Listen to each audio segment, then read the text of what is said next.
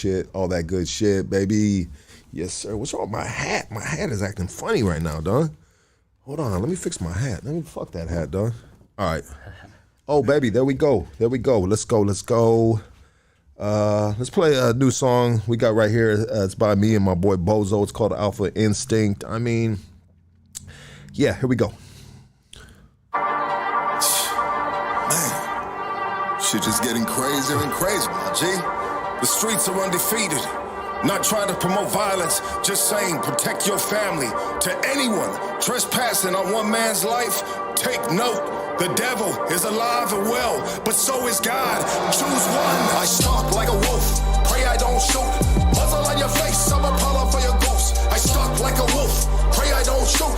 Muzzle on your face, I'm a problem for your ghost. I brought a gun with me, cause I'm ready for it all. Mama told me I was gifted, and I'm different from you all. Yeah, pick the shells up, turn the hell up. Forever undefeated, the streets will fail us. Mom and pop screaming, God prepare us. Sometimes water comes in sand. God made the deal, I shook his hand like a man.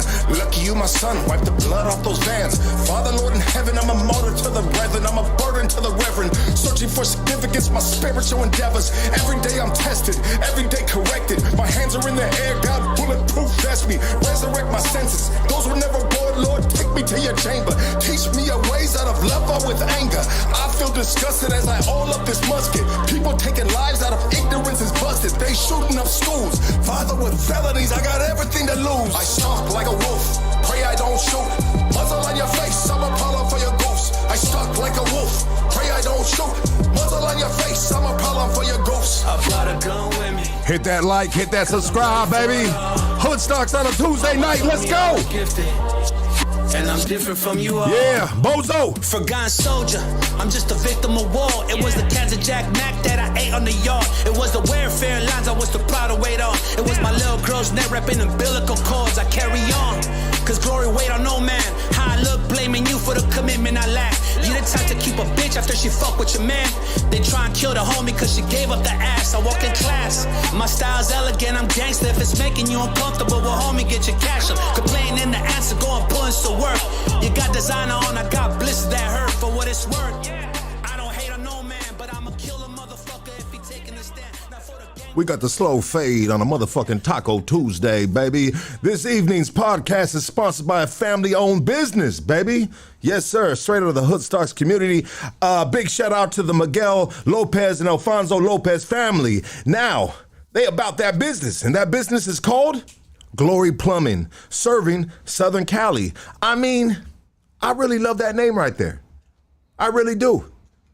If I'm on the shitter taking a glorious shit and I clog that toilet up and I go on Google for a plumber and I come across Glory Plumbing, come on, dog, it only makes sense. I'm calling them up. The vision to be the leading plumbing company in the industry. Yes, sir. Value driven. We need values. Gotta be driven, right? Giving more value to our clients than money we take. Plumbing with a purpose. For every service, we serve others by giving those in need. You guys, this is a company that's serving Southern California. These are individuals with backgrounds like ourselves. And this is what it's about, baby. It's all about supporting the community, supporting those that, they come from the same background. Like I said, I don't mean to repeat myself. If you'd like to get in contact with these gentlemen, Glory Plumbing, excuse me. I'll get better with this. Glory Plumbing 2021 at gmail.com. And their phone number is area code 888-620-6444, leading the plumbing industry. Glory Plumbing, baby. Yes, and I will have their link, the description, all that good shit, down there in the description after the podcast. Yes.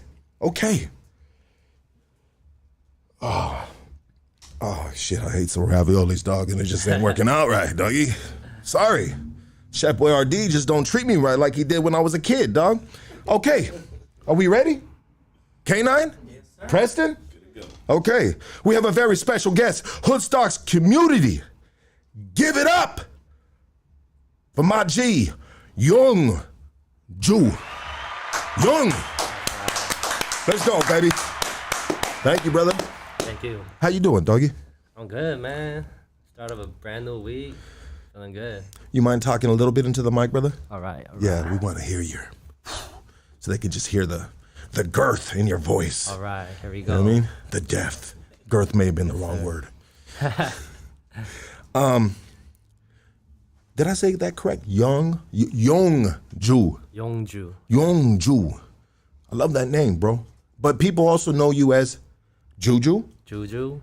and Justin. Justin. You know? So Young JOO, I hope I don't sound like an idiot or look like an idiot when I'm doing this because I'm really not, but that is your government name. Yeah, that's my Korean name. That's your Korean name. Yeah. Okay. Juju is your Nickname. street name. Street name? Yeah. Nickname. Yeah. Well, now it's a nickname, but it started as a street name. Or was it always a nickname? Nickname. Okay. Yeah. Okay. Okay. Don't let me, you know what I mean? Yeah. Don't let me tell your story or start making up my version of how you got your name, dog. Oh, sorry about that, brother. And then Justin is English name. English name. Yeah. Now, bro, I got a question for you, dog. Why in the Korean, and it seems like it's in the Korean culture and the Chinese culture, bro, that my Asian brothers, my Asian families, they changed their kids' names, bro. They have two names, bro. Why is that, dog? Because Mexicans don't do that shit, dog. Yeah. You don't got no motherfucking fucking Valenzuela over there, dog, and we're calling him Bob. You know what I mean? You know, hey, Valenzuela. What the fuck name is that, dog? Sorry about that. But anyways, I was trying to think of an outlandish fucking Mexican name, and that was fucking not even right, dog. But why do you guys do that, dog? I think because we want to fit in, to the culture, to the American culture. So a lot of us do have English names to, just, that's what we go by. But a lot of us, that is our government name. It is your government name. Yeah. Justin is your government name? No, Yongju. Youngju. Yeah. I mean, are you guys cool with that, bro? Or is it looking at moms and pops and like, come on, man. You know what I mean? I'm cool with Young. I like Young. I mean, coming up, growing up, we want to fit in, just like be everybody else. When you're slanted eyes, yellow skin, and you have a Korean name, they're like, it's kind of embarrassing for us. Is it? As I got older, I learned to embrace it. 100%. 100%. Bro, it was embarrassing for me growing up and being half Jew, fucking in the middle of a bunch of Mexicans, dog. Yeah. Bro, my own family. My aunt used to call me a zebra when I was like 8 years old, dog. Yeah. You know what I mean? And I was like, I like zebras. Yeah. And then I figured out what the fuck she was talking about. You know what I mean? And I was like, you cold, auntie. Yeah. But anyways, bro, so I get it, bro. I get it how from my experiences, bro. But it just doesn't, to me, dog. Who am I, bro? But I just really feel like you guys should. Who's here right now, dog?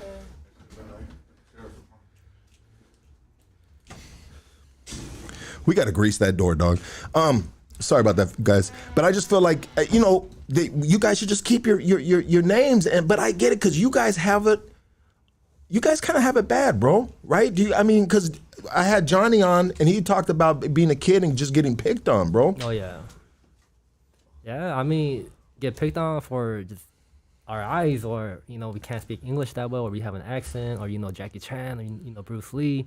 So just stuff like that. There's a lot of just stereotype, and, we just want to fit in, Bro, I'm going to apologize to you right now, dog. Because I've been that dude, dog. Yeah. But you've been that dude too. Oh, yeah, for sure. You fucking wetback, you fucking this, you fucking Jew. You know what I mean? Yeah, bro, without knowing it, yeah, we do it, bro. Especially as kids, bro. Yeah, it's the same. Yeah. 100%, bro. Are we good, doggy? 100%. Yes, sir. I love you, doggy. We brothers from here on out, doggy. Yes, you know what I mean? But bro, you Jackie Chan motherfucker. Can't drive. You know what I mean? Yeah, for real. And then what do Chinese people say about Mexicans? You know what I mean? Probably all kinds of fucked up shit. Oh, yeah. Because I hear Mexicans talking fucked up shit to Mexicans all the goddamn time. So I can imagine what Koreans and Chinese and Asian people are saying. Oh, yeah, they were just clowning me the other day. My church is all Mexican, so they're talking about, oh, you do this, you do that, you want the noodles, and come on, man, just chill. It's all love, though. But you gotta hit them back, you fucking beaner. Fuck you. Before I pull out my noodle and no, just playing. Anyways, dog, I excuse me for all that, because I know we're here for some serious business, dog. And this is just me being fucking 1,000% silly on a Tuesday night, dog. You know what I mean? But sometimes it's good to have these, kind of like make fun of these conversations, bro. Yeah. Because how many times do like people have these conversations amongst like two different people, right? Yeah. You know, and laugh about it. Like, I don't get to have them all the time, so I wanted to have it right now with you, bro. For sure. And understand that, like, you know what, dog? It's a two-way street. Yeah. You know? And sometimes we're like misguided as youth, and we're so like just ignorant as kids, bro. Like, we know no better, bro. You know? And then adults, you got adults, bro, to this day, bro. They don't know no better.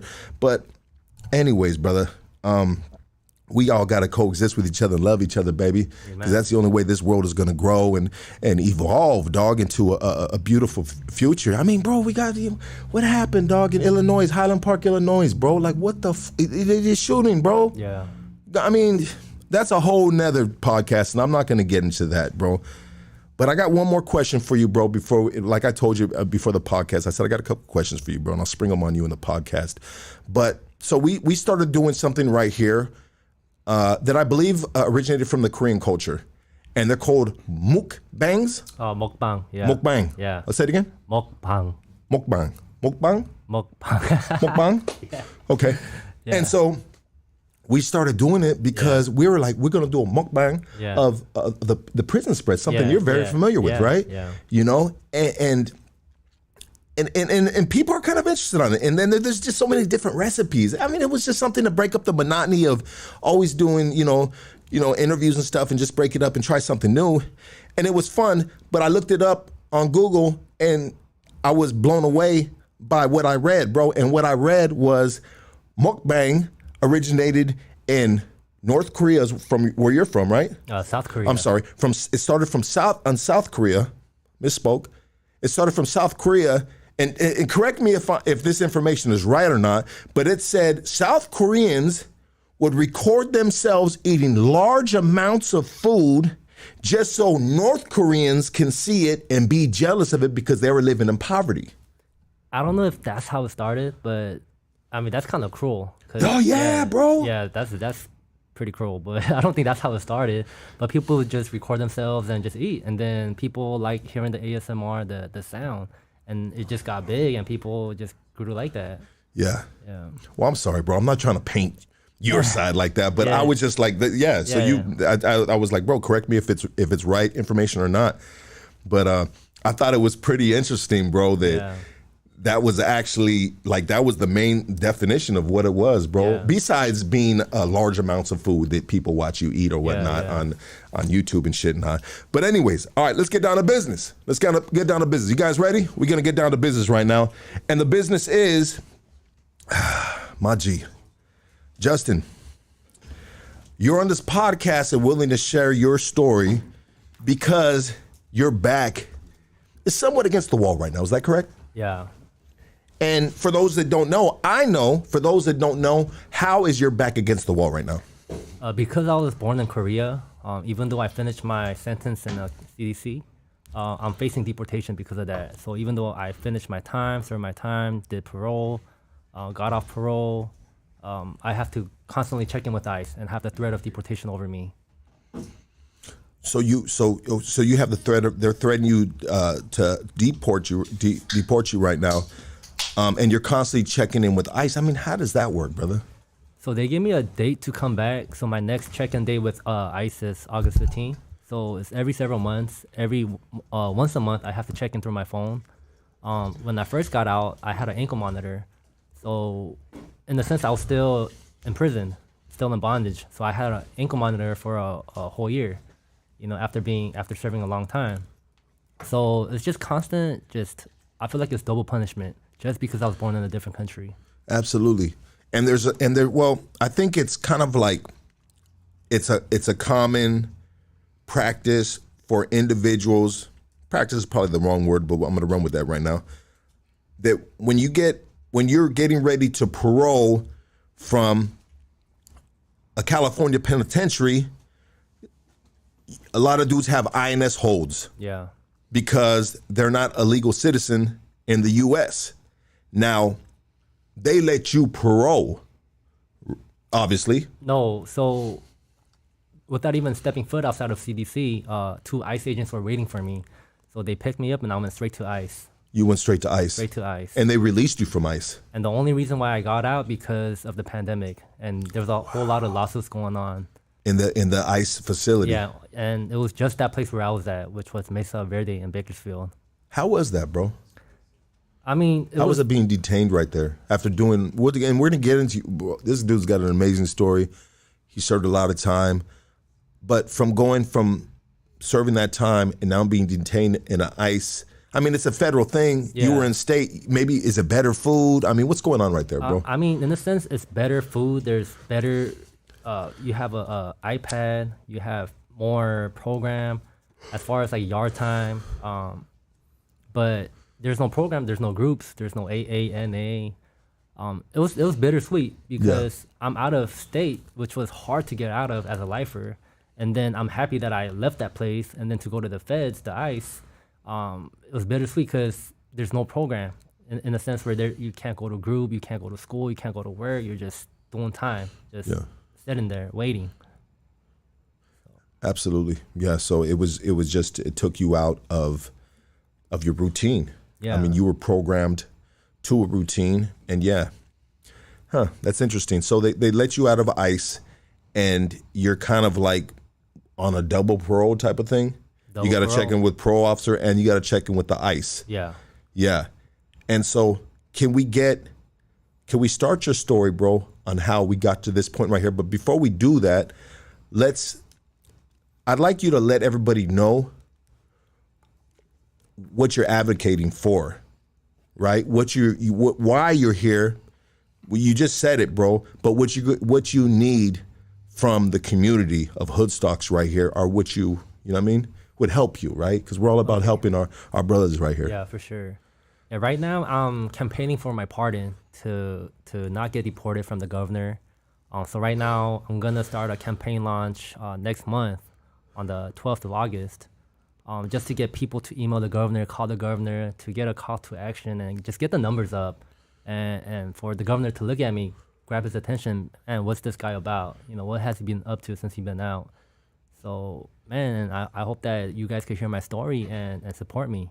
Absolutely. And you need X amount of signatures, is that correct? More the better. The more the better. Yeah, just to get the attention of the governor. Absolutely. Yeah. You know, and I mean, we got 40,000 subscribers right here. Let's go. You know, but we got a lot of dudes right here that are just going to be having you under a microscope right now, dog. You know what I mean? But that's life, right? Yeah, let's do it. Let's do it, baby. Where do we start? Do we start from the dirty diapers, dog? You know what I mean? What do we do, baby? So I was born in South Korea. Okay. You know, my family wanted a better future. My grandma told my family, my dad, come to America, you know, for the American dream, a better life. So I grew up as an only child. I came to the States when I was 2 years old. I started off in San Fernando Valley, Van Nuys, Northridge area. So I remember the big earthquake. So I remember, you know, being a little toddler, 2-3 years old, and the big old earthquake happening, and we all run out. And I remember like just the tables being flipped over. But I moved around a lot, you know, because my parents were always working. They were hustling. They worked multiple jobs to provide for me. So from there, I moved to Koreatown. I lived there for a little bit, and then from Koreatown, I moved to Orange County. Okay, so let me back up real quick, bro, because so you were born in South Korea, and so you came from South Korea when, brother? 92. 92. And why did you leave South Korea to come to the United States, and how did you do that? I came under my father's work visa, so they wanted a better life, the American dream. Absolutely. So, you know, we all came. I'm the only child. And right when we got here, my mom got 3 jobs, and my dad worked 2 jobs. What kind of jobs were those? My mom, she worked at a burger place, at a Korean video store, and kind of like accounting type of work. Absolutely. Yeah. And then my father, he was involved with the fashion industry, drawing. That's what he went to college for. That's dope. Yeah. Yeah. Okay. Go ahead. Yeah, so I was always left at a neighbor's house or at a daycare. And just growing up, I felt alone, you know, just alone. And I built up a sense of resentment, like, man, my family, my parents, they don't love me, even though back then, you know, they're doing everything to provide for me. But I grew up with a sense of, man, where are they? A loneliness, a sense of resentment, a sense of abandonment. So when I moved to Orange County, that's where I met a lot of people like me, Korean, going to church with the neighborhood kids. But there was a lot of older guys around, and they would pick on me. They would pick on me and bully me, hit me, punch me. Not in the face, but they'll bomb on me, like body shots. Yeah. And I felt some kind of way. And I'm like, man, what about like my homies, my friends? They're just picking on me. But were these dudes the same? Did they have the same ethnic background as you? Yeah, they're Korean. Okay. Yeah. So these are some fucking bad, mean motherfuckers. Then. Yeah. Huh? Yeah. I mean, there's some white guys too, you know, that, skaters. I used to skate too. That's dope. Me too. Right? And when I do a trick better than them, they'll just hate and spit on me. I'm like, what? And I'm like, I'm a kid, just thinking back now, like, man, that's petty. Yeah. But just growing up, it's like I got picked on a lot. And I learned that because I was always taught. I stood out amongst all my friends. So when they would pick on me, I'll fight back, body shots. I don't back down. And then I like the sense of respect that I got from them. But that's how I was growing up, just getting picked on a lot. And then from Orange County, I moved to Fontana. So that's right by Rancho Cucamonga. Yeah. And just living out there, I felt out of place. I'm like the only Korean out of all Mexicans and blacks. Yeah. Yeah, that's got to be tough. That's you know what I mean? That's hard terrain right there, baby. I mean? Yeah. Especially when, a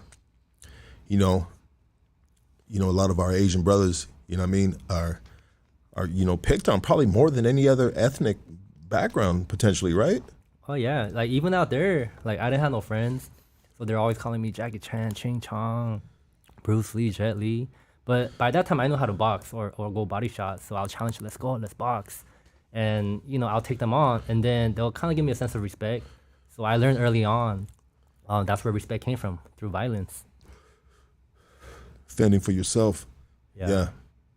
I mean, a lot of dudes probably take it, but you were made a little different, bro. Absolutely. So you get into, you're starting to kind of build a little callus around yourself, so to speak, right? I mean, moms and pops is working.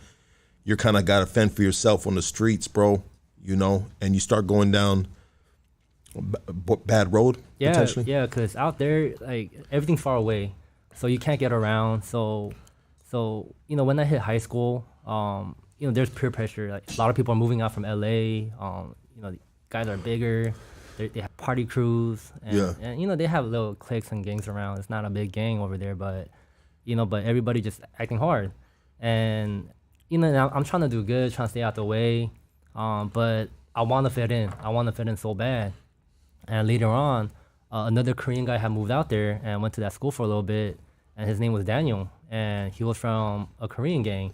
And when I heard about this gang, I was like, oh, he's from here. So I really want to get to know him. So I told another friend, hey, man, I'm trying to buy some weed. I think he slangs. I heard he slangs. So let me, hook us up. And later on, like a couple weeks later, I get a phone call. I'm in my 6th period class, and he hits me up. It's like, hey, is this Justin? Yeah, this Justin. It's Daniel. I heard you trying to buy some weed. I'm like, yeah, let's go. Let's meet up. So I meet him up, and the whole time my intention is like I want to get to know him because I want to roll with these guys, the Korean boys. So as soon as I meet him up, he's like, hey, he got this purple kush, we're smoking. After we smoked, he was like, man, you want to get put on? And I was like, yup. So he made a few phone calls, called 3 other people on, and I got put on right then and there. And how did they court you into the Korean boys? How did they put you on? So they told me, if you want respect, don't fight back. And to me, I'm like, I got to defend myself. But at that time, I don't know better, right? I was 16, and they said, don't fight back. So Daniel, he's small. He's like 5'6", I'm 5'11". He walks up to me, and I'm not expecting much. He walks up to me and kicks me straight in the mouth, and it just started. They started bombing on me, and I'm not fighting back. I'm covering up, and one guy comes at me with an uppercut, bam, knocks me out. And I get back up, and my teeth is knocked out. I'm like, what the heck? So I pick it up, and then one of the older homies, he's like, you good? I'm good. Bam, he cracks me again. In my mind, I'm like, man, this is scandalous. This is dirty. Yeah. So I'm down. I'm on the floor. They start stomping me out.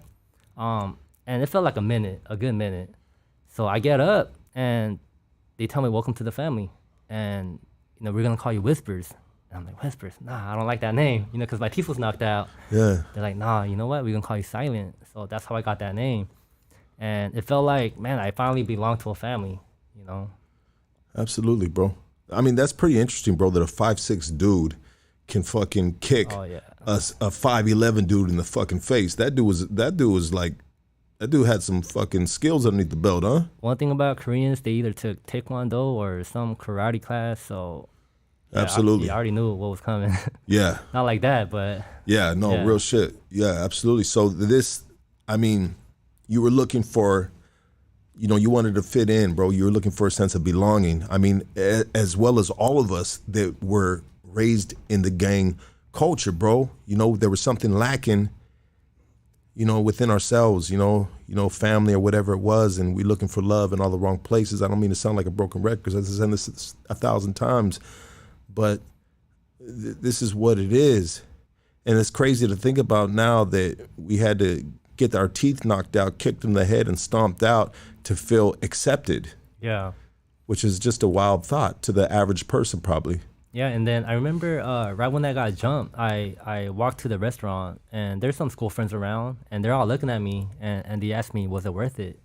They knew. Yeah, they knew I got jumped. I had bruises, black eye, and I was like, yeah, it was worth it. Like, I felt a sense of pride in that, how, twisted it was, and I felt like I had my identity now, right? I'm not like Justin from Fontana or Justin, that moved around a lot, but now I was Silent from this gang. I had an identity. Yeah, Justin. You were Silent from Korean Boys now. Yeah. Yeah, and so how did we move from there? How did life turn for you from there? So after that, like every day, it felt like my birthday, right? I felt like I was somebody. I'm 16. Daniel, he's 18. He just graduated. So, he's picking me up every day. And the gang originated from Rolling Heights. Okay. That's right by Diamond Bar, Puente, that area. How old is that neighborhood, bro? Man, it's a fairly new neighborhood. Is it? I would say it started in the 90s. So, Okay. yeah, about 20 years, 25 years. Are those homies still going strong? I think a lot of them are just, I don't know about gangbanging, but a lot of them are just hustling, making money now. Absolutely. Yeah. Kind of like an organization, group of guys, Yeah. hustling together or something, huh? Yeah. Absolutely. And so now you have your identity and you're moving different. Your head's high and you feel like you're somebody now. Oh yeah. So, and my boy Daniel, he's my road dog, right? My crimey. And he has a car, so every day we're going to Rolling Heights, drinking, going to bars without getting carded. So I'm really feeling like, man, I'm special. I'm like exclusive. Everybody in my school is just like, sleeping early. I'm coming home 3 a.m, fighting, gangbanging, and all the while, like the older homies are like, man, you down, homie? You the little homie. It's your time to shine. You got to put in work. And, they give me a strap, a 357. So I'm like, man, they respect me enough or they trust me enough to give me this gun. And I want to just build my respect from this gang now. So, I'm scrawny. At the time, I'm $160 and, flashing the gun around like in front of the mirror, just acting, I'm like somebody, but I'm a little kid, Pulling it out. Yeah. See how you look with it? Gun bigger than you. Yeah.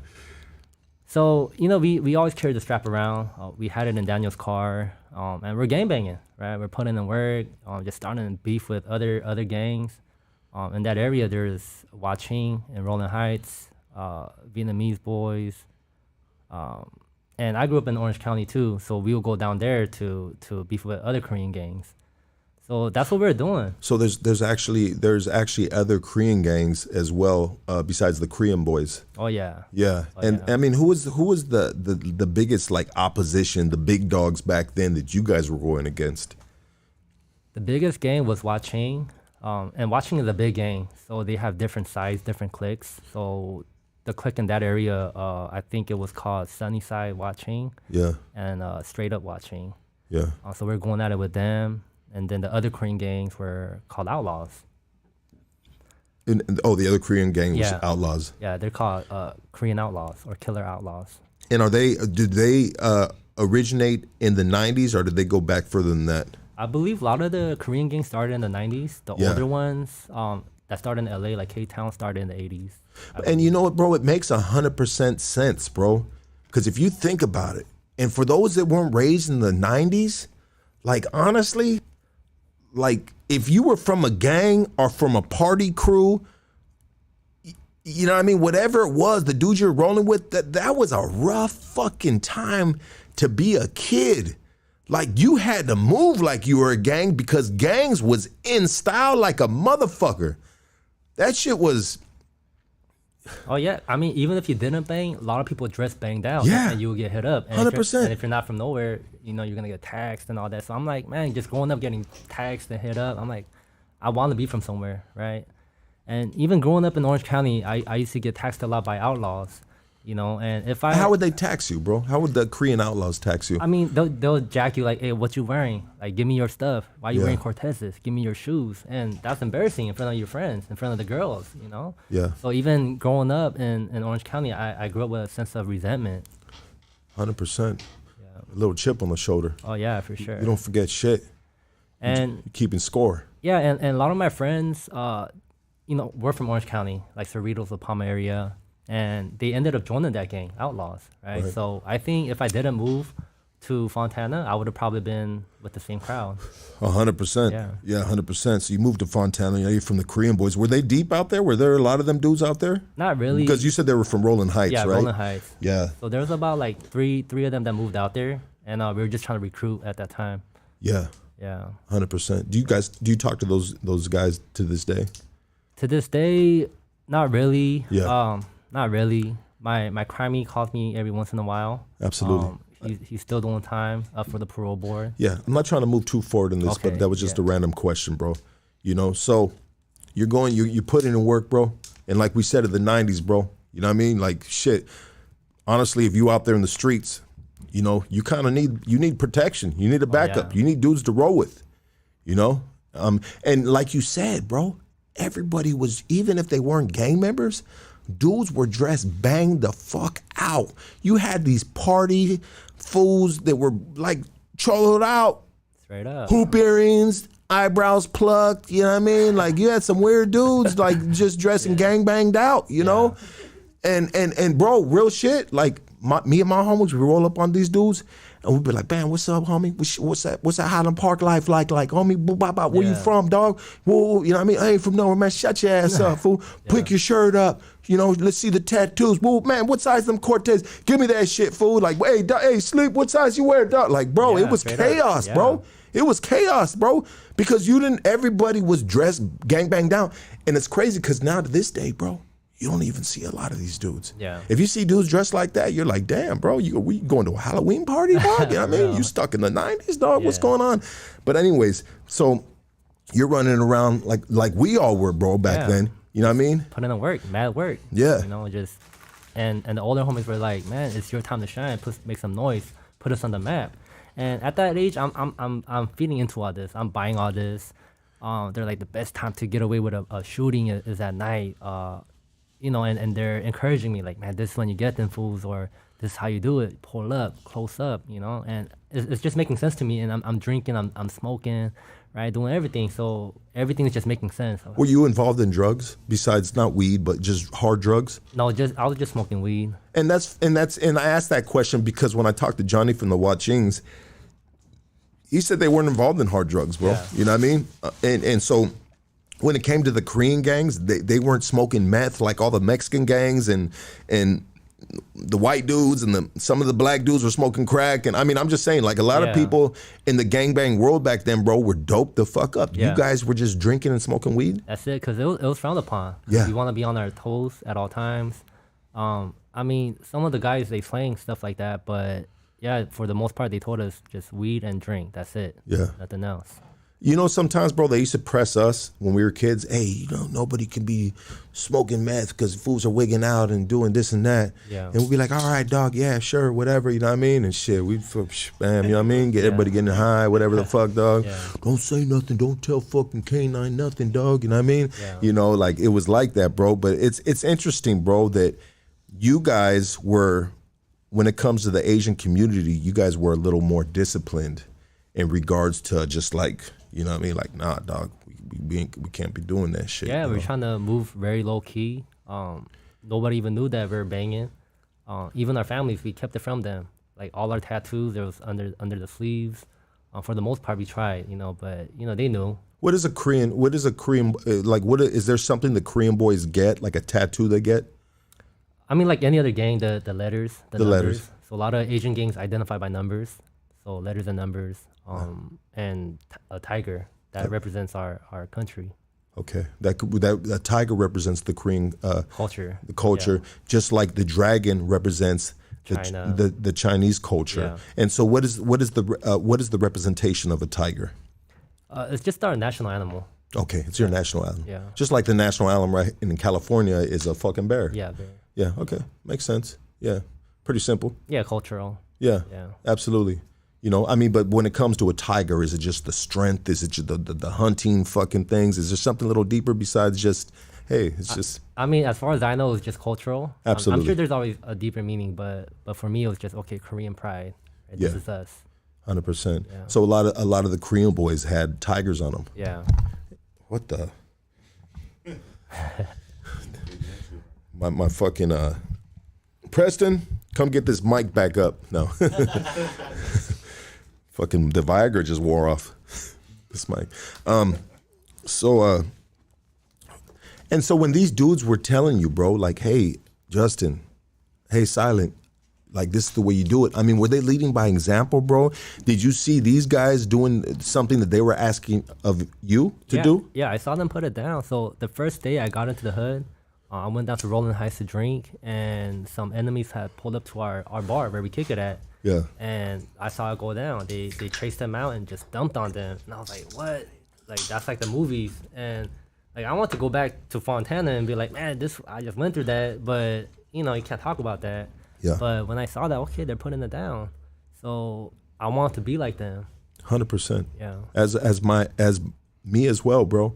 I seen them dudes doing crazy shit, and I was like, all right, that's the homie right there. Whoa, that's the big dog right there. I wanna be just like that. You know what I Yeah. mean? And we're so influenced at this young age. You know what I mean? When we're trying to have an identity, Yeah. bro. It's such a trip, bro, for me now to think about my mind state. You know what I mean? And believe it or not, bro, we still have the same mind state, bro, as grown-ups. Now it's just in a different playing field. Yeah. We want to be this, we want to be that. Oh, yeah. We have different aspirations, you know what I mean? Yeah. And so you see these dudes fucking chase dude out the bar, bop, bop, bop, whoop, whoop, whoop. You know what I mean? Now, you know what I mean? You just you're like, whoa, this shit is real. Yeah, it's going down. I know what I signed up for. They know what they signed up for, and who gets who first. Yeah, and so your parents were traditional. Your second generation, obviously, Yeah, right? yeah. And so the traditional Korean parents. I mean, what does that consist of, bro, in your household? For a lot of our audience right here, bro, that are Latinos, and the whites, blacks, and so on and so forth. You know what I mean? Yeah. What's going on in your household? You know what I mean? I know they're working a lot, bro. Yeah. I mean, does mom cook? Does dad cook? I mean, how's that household run? Just so we have an idea. For the most part, my mom cooked. My dad can cook too, but they would cook enough to just put the food in the fridge, and I would just microwave it because I'm home alone a lot. And we would rarely eat at the table, but if we do, our culture is you don't talk unless the father talks first, and then you're able to talk. So there's a lot of cultural assimilation going on. My dad never told me he loved me. He was always quiet, very passive, and that's a lot of Korean families. So we don't talk about our feelings. We hide a lot of the stuff under the rug. We don't talk about like what we're going through, anxiety or just stress. And a lot of it, a lot of Korean dads, they smoke cigarettes and drink alcohol. So that's the culture. That's interesting because, the Asian community is one of the smartest communities that's ever touched this freaking earth, bro. You know what I mean? You go to a hospital and who's going to be operating you? A lot of Asian men or women, right? And so it's crazy me trying to wrap my mind around just like that kind of like that old school mind state, which is you know, it's real, you know what I mean? You know, and I guess it goes across probably a lot of Mexican families too, where you can't talk to your parents about what you're feeling like. But that's interesting. So you don't talk until Pops talks, but if Pops doesn't talk, then you don't say nothing the whole dinner. Nothing. And so what is one of your favorite meals that your mom would make, bro? Man, my favorite meal As a kid, yeah. Man, I would say 장조림. It's like meat mixed with rice, but it's like kind of sweet with soy sauce, kind of like Korean barbecue flavor, but you mix it with rice. Yeah. Yeah, sounds bomb, dog. Yeah, it's bomb. I stay at Korean barbecues, dog. Yeah. Real shit, dog. It's one of my favorite foods, dog. I mean, okay, so let's get back on track with the stories. I apologize about the little questions that I have, dog. Yeah, It's just my curiosity, dog, and the culture, dog, and then probably a lot of other of the fellas and the people that are watching right now. You know, so your parents don't know, bro, what you're up to? I mean, they had an idea because I'm coming home late, Yeah. like 3 a.m. Absolutely. And my pops, he would stay up late, just waiting for me to come home, and he would try to talk to me, like worried. He was worried, and I knew he loved me, but he just didn't know how to say it. Yeah. So he would just look at me, just drinking, and by this time I'm already gangbanging, full-fledged, and he would be like, "Where were you at?" And I'll flip out, man. All of a sudden, like you trying to care, you don't even care, man. Get out, like get out my face. I'll just go to my room. And you're talking to him in your native language, in Korean. Yeah. Did he speak English? Very little. What about mom? Very little. Very little as well. So I was very disrespectful. But at that point, I just had built up so much resentment. Like they're not even there for me. Like my homies, my hood, that's my family. It's tough, bro. Sad. Yeah. So it's a real life story, bro. Some people that thank God that you guys never had to experience, you know. This is one thing we do right here at Hoodstocks is we share these stories, bro. You know, I feel really blessed that I can have this brother right here of Korean descent to share the culture, share the similar stories that we all go through, just so we know that, you know what, doesn't matter if the dude's got slanted eyes, yellow skin, brown skin, black skin, whatever the hell you want to call it. You know what I mean? We all go through the same stuff together, man, and we share similar stories, man. You know? And so here you are, you're rebelling against your parents, bro. You got your new family, bro. You know? You're 100% influenced by these dudes, bro. Like you ready to die for this gang, right? Oh yeah. And we're banged out. Cortez, Dickies, just like how you guys dress. Yeah. Bald head, slick face, whatever. Just banged out. And we're putting in work. Just summertime, just active, hitting everybody up. Everybody, anybody, anytime, just gang banging. So, by this time, I joined the gang when I was 16. And a few months go by, in the summertime. So we go to a house party in Rolling Heights. And a lot of college people, a lot of college kids hanging out, partying. And, me and the homies were in the backyard just chilling, drinking, smoking, just trying to talk to girls, Trying to shoot your shot. Yeah. And then we heard some rival gang members had come in the front. And, I didn't see them. We didn't see them. But one of the homies came, hey, some fools from Chung came. And that moment we're like, what? F them fools. They're the enemies. Let's get them. So we all go to the front and we have a meeting. And one of the older homies like, man, who's going to handle this? Right? And I know what that meant. And I was like, I'll take care of that, And, when I think about it, like now, it's a shame. Like it's a shame what happened. But I was that person. I want to take care of business. I want to get respect. I want to make a name for myself. And I didn't even see those guys take off, right? I saw a car pulled out, and I just knew those were the guys that we had to get. So me, my homie Daniel, another guy, we got in the car and we chased them out. We lost them at one point, but we found them. So we're tailgating them, and they go onto a freeway, the 60 freeway, in the city of Industry. And at that time, I'm drinking, I'm smoking, I'm already just faded. And the only thing that made sense to me was I gotta get them. Like I'm not gonna get another chance. I gotta get these guys. So we followed them onto the freeway. My homie Daniel, he's driving, and I pull out the gun, the 357. I'm in the passenger seat, and I roll down the window, And in my mind, it's like, right, now or never. So I unload the gun. I think there was like 4 bullets in the gun. I unload the whole thing. And in my mind at the time, I'm thinking the car's gonna blow up or whatnot. And I look back, it just slows down and pulls over, right? And I try to hit everybody in the car, right? I found out later there's 5 people in the car. The driver got shot in the face, and the passenger got killed. You know, and at that time, right, we're gangbanging, you know, and they're the enemies. And I found out later on, I heard 2 different stories. I heard that some of them weren't even from Watching, and I heard maybe one of them was. So I hear 2 different stories, but thinking back now, it's like, even if they were from Watching, nobody deserves to get killed over nothing, you know? So after the shooting, right, I call up the older homies, hey, we got them, right? We got them. And to me, it's like, man, I'm putting in work for the hood. Like, I'm trying to, you know, gain my credibility. And they told me, look, we'll talk about later. Just go to the house and just chill. And the next day, you know, everybody came to my house in Fontana. We had a meeting. Don't talk about nothing. We wiped down the car, no residue, nothing, and got rid of the gun. And you know, just thinking back now, you know, it's horrific, it's disgusting, it's despicable, man.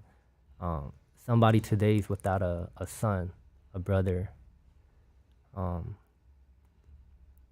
You know, and every day I think about that family, the Huang family, right, the Yao family.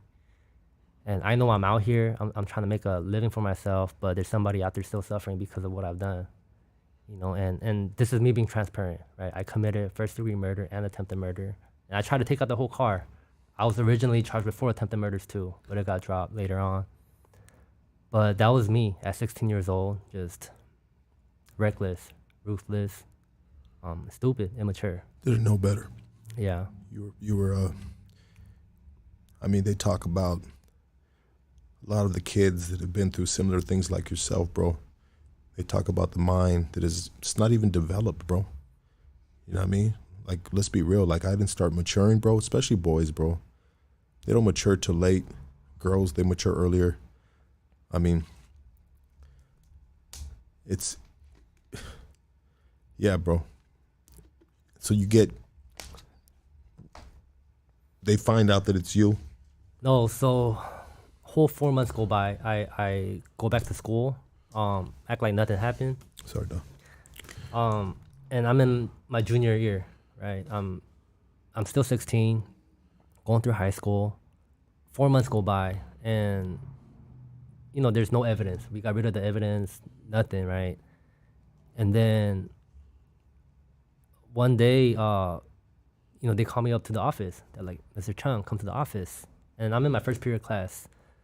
And I go to the office and I see 2 detectives standing there with a big old box. And they're like, come here. I'm like, all right. So I go to the office and I see a box with the letters 187. I'm like, oh, man. And they pull out a bunch of files and pictures of the car. And I'm like, how? Like, there's no evidence. In my mind, it's like, there's no physical evidence. How? Like, how did this happen? There's no way. And they're giving me all these paperworks. And I found out later on that one of my big homies got caught up for a robbery. And he decided to tell the cops, I have information about a shooting. And he gave up my name, my homie Daniel, and another dude's name. Damn. So that's how the investigation started getting to rolling. So it wasn't even 9 months since I started banging. From March to December, that's when I got locked up in 2006. You were 16 years old. 16. Had you ever, and this is just a common question that I ask with homies that have been through a similar situation, have you ever been with a female before? Yeah, I did. Yeah, okay. Just kind of, you know, weird, you know, stupid question, but, you know, I had to ask it. Yeah. Because, you know, you got these guys that do this stretch of time and they don't get out until X amount of years and they're still fucking virgin at fucking, you know, who knows, you know, 40, 50 years old or some of them. do life and they don't ever get out. And they don't ever lose Yeah. their virginity from a woman or, you know, whatever, dog. But Yeah. anyways, I mean, that's interesting that they come into your school. How were you as a student in school? I was just doing it to get by, but prior to high school, I was A and B student. A and B And student. once I hit high school, I was at the gangbang and stuff. You lost focus. Yeah. Yeah, your mind was elsewhere and you were obviously influenced and led by, you know, the wrong crowd, you know, which, you know, we have choices and some of us choose wrong and too young and stupid to whatever, you know. But anyway, so it's interesting also too that they come into the school with a box that says 187 on it. Yeah. I mean, did it really have like a 187 on it? And I knew that penal code from, you know, the music. Yeah, right? the music, Right. dog. Yeah, yeah. Snoop Dogg and Dr. Dre's and all the Yeah. early '90s music, dog. I mean, it was something popular to say. I mean, to talk about the music back then, bro. You know what I mean? The music and not only everything around us, but the music is telling us to kill, do drugs, fuck bitches. You know, I mean, bro, like certain kids in certain environments. I mean, everything is stacked against them and everything that they're listening to and everything they're about, bro, and everything that's, you know, whatever, dog, is really pointing them in the wrong direction, you know? I mean, how many songs back then, bro, we're talking about get a job and take care of your kids? Yeah. Not one. Yeah, I mean, I'm not gonna lie, like we was bumping Tupac, Brother Lynch, Dre, Snoop, all them just influencing us, you know? Yeah. And so your old boy gets busted for a robbery, gives them information, you know. Now the cops are probably wondering, like, if this is this real information? Is this a real lead? And what they got to do is they got to investigate it. So they investigate it, and they come see you at that school. And what are they showing you? Are they just showing you different pictures? Yeah, or? pictures of the car that got shot up and just paperwork on, you know, this guy's name, making statements against us. And they're just telling you the names that's doing it, huh? Yeah, at first I couldn't believe it. I was like, that's the big homie. This is my best friend. You know, my best friend telling, right, or making a statement against me. And so that's what they go off of, those two evidence. And so me and my homie Daniel were fighting murder So they took you in right then and there. right then and there. Right then and there. So you go 16 years old. Where do they take you from there? First place I went to was LP, Los Padrinos. Los Padrinos. Yeah. And that's a juvenile detention center.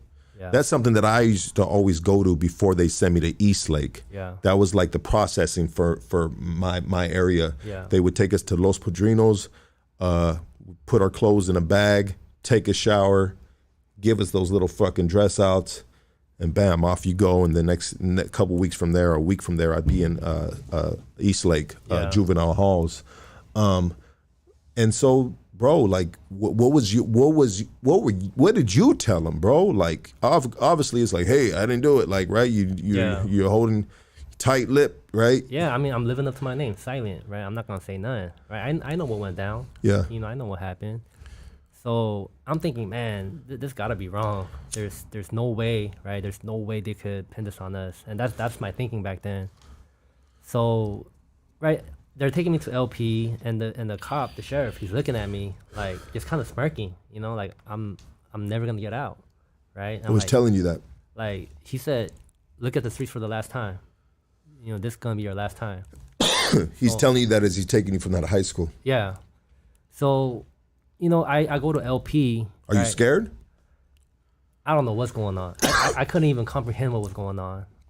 You weren't computing it. Yeah, I was like, for like how, right? And you know, that was my mind state back Like, then. I would never kill nobody. I mean, but I'm not trying to make a joke of it, but I'm just saying, right? Yeah. Yeah, for sure. because you don't hear about this stuff in the Korean community that much. People get locked up here and there and get out after a few years, but for life.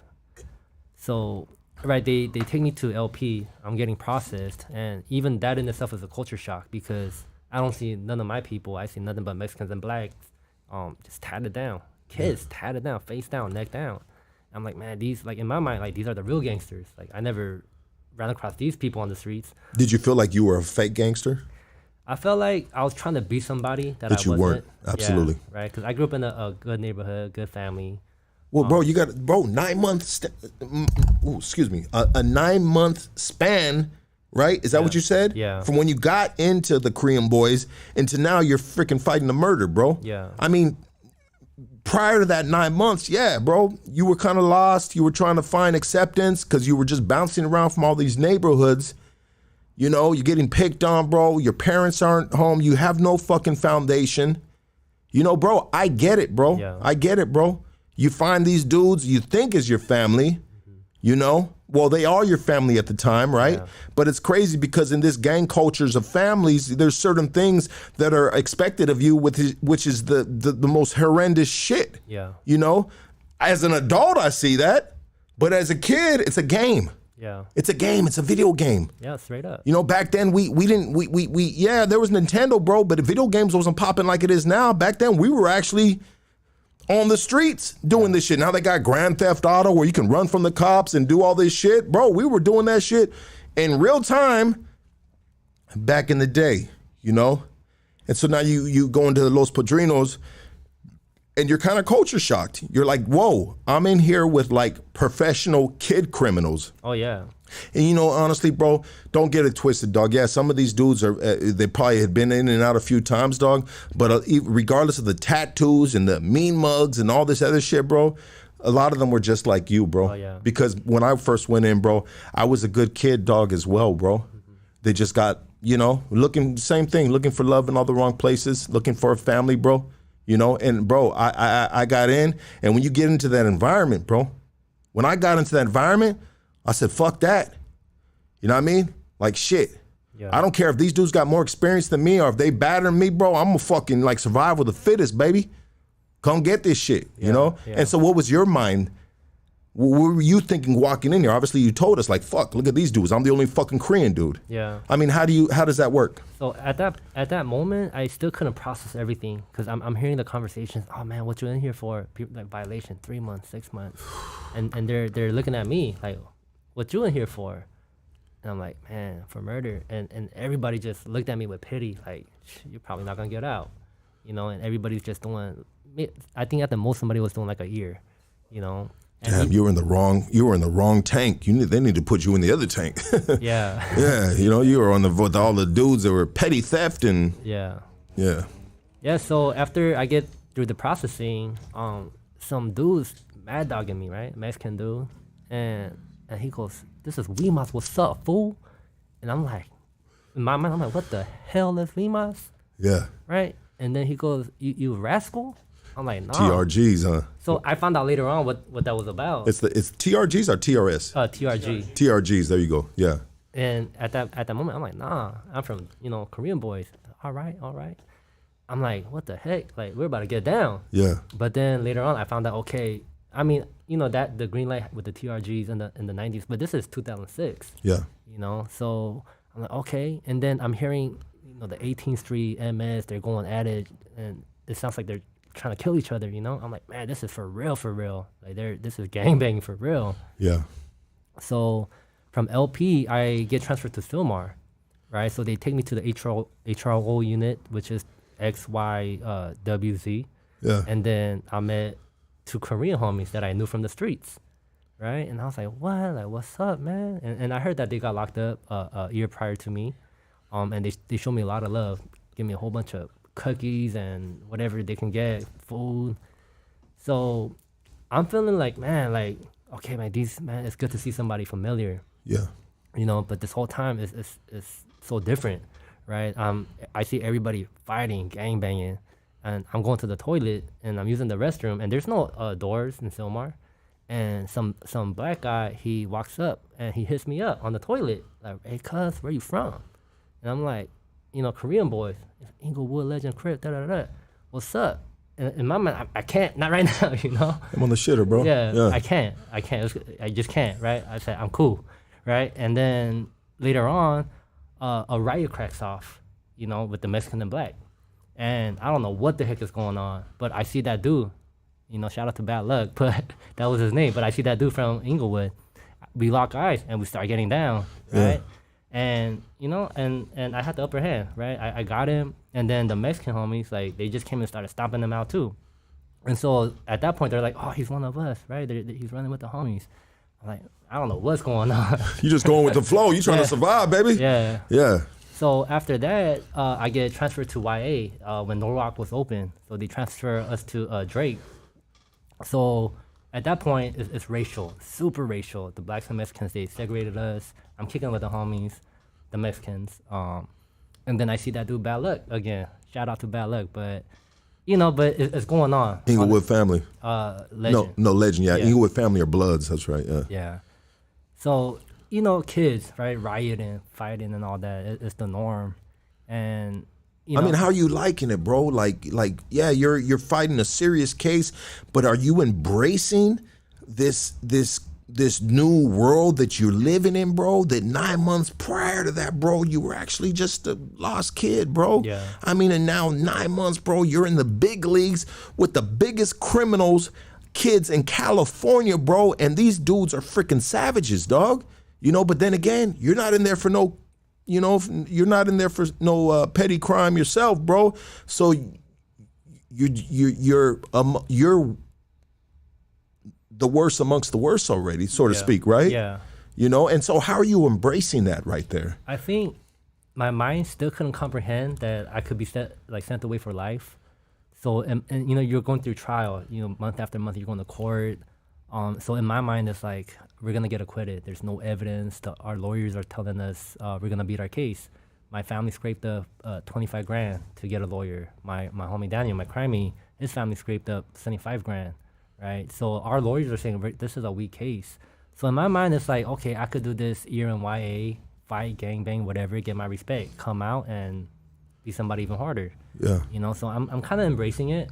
But of course it's hard. Like it's still like, man, life, right? And you see everybody come back from court getting life.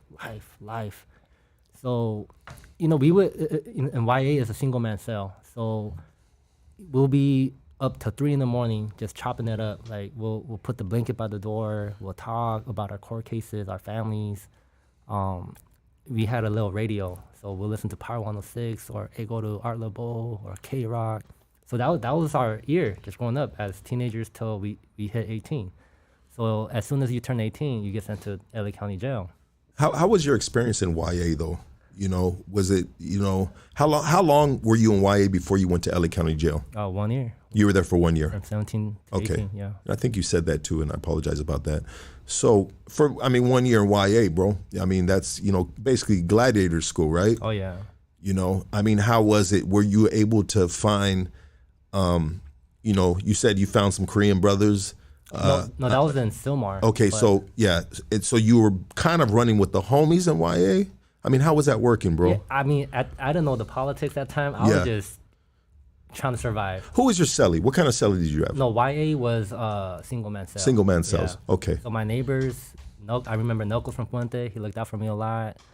There's a lot of homies from Hawaiian Gardens and Pomona. Yeah. So that was our crew. Okay. Yeah. Okay. Yeah. Interesting, bro. Interesting. And they, you said that was our crew, so they accepted you. Yeah. Every day, like we program, like 6, 7 of us. We program. And what was the program consisting of? Hour day room, watch Simpsons, use the phone, shower, and that's it. Hour a day. And sometimes they'll try to like let little people out, with the blacks, and every time it'll pop off. Yeah. Yeah. Absolutely.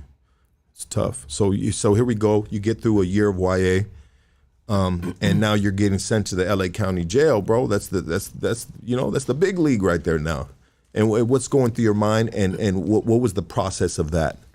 So during the whole time, I'm riding back and forth with my crimey, right? And he's telling me it's not like that in the county jails, right? The Asians run or program with the blacks, right? But I'm telling him the whole time, man, I'm cool with the homies right here. But he's like, it's not like that. There's politics. You can't just do that. You can't just fight anybody either. There's no gangbanging in the county jail. So, right, the moment I turn 18, I go to the county jail and they put me in the tank with brothers, with blacks. And I'm feeling paranoid, like, man, this is a setup because everything I went through in YA. But nothing happened, right? So, I get celled, I get housed, go through the whole process. And I just learned, like, there's so much respect, right? Even, like, the tables, it's just, you can't go here, you can't go there. So I learned about the politics and the rules. Yeah. Yeah, absolutely. And the brothers, at first you were paranoid, but then you realize, hey man, you got some OGs right here.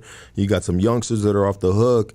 I mean, they embraced you and they showed you love. They welcomed you into the, you know, the holding cells, the Pod. the pod as well. Yeah, because I ended up going to Supermax in Wayside, and there's a Cambodian homie from Asian Boys, and he showed me the ropes.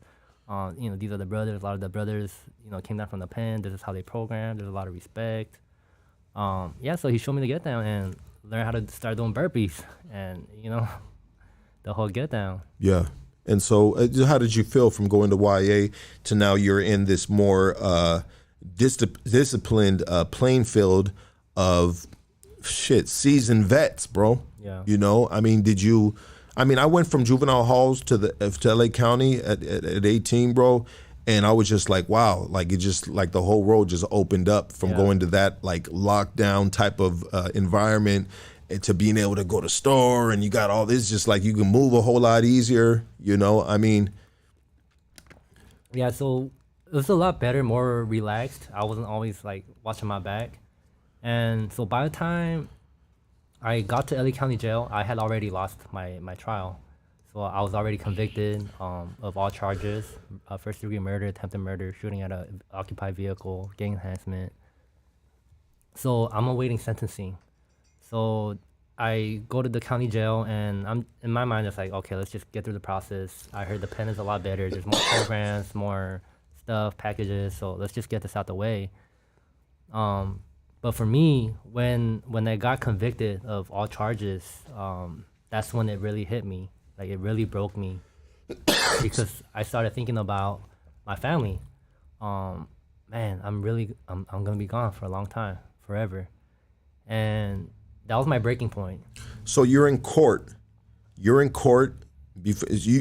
to court from YA, and now they're gonna try you as an adult. Yeah. So that's the reason why they transfer you to LA County Jail, because they need to convict you in a superior adult course, which is probably CCB.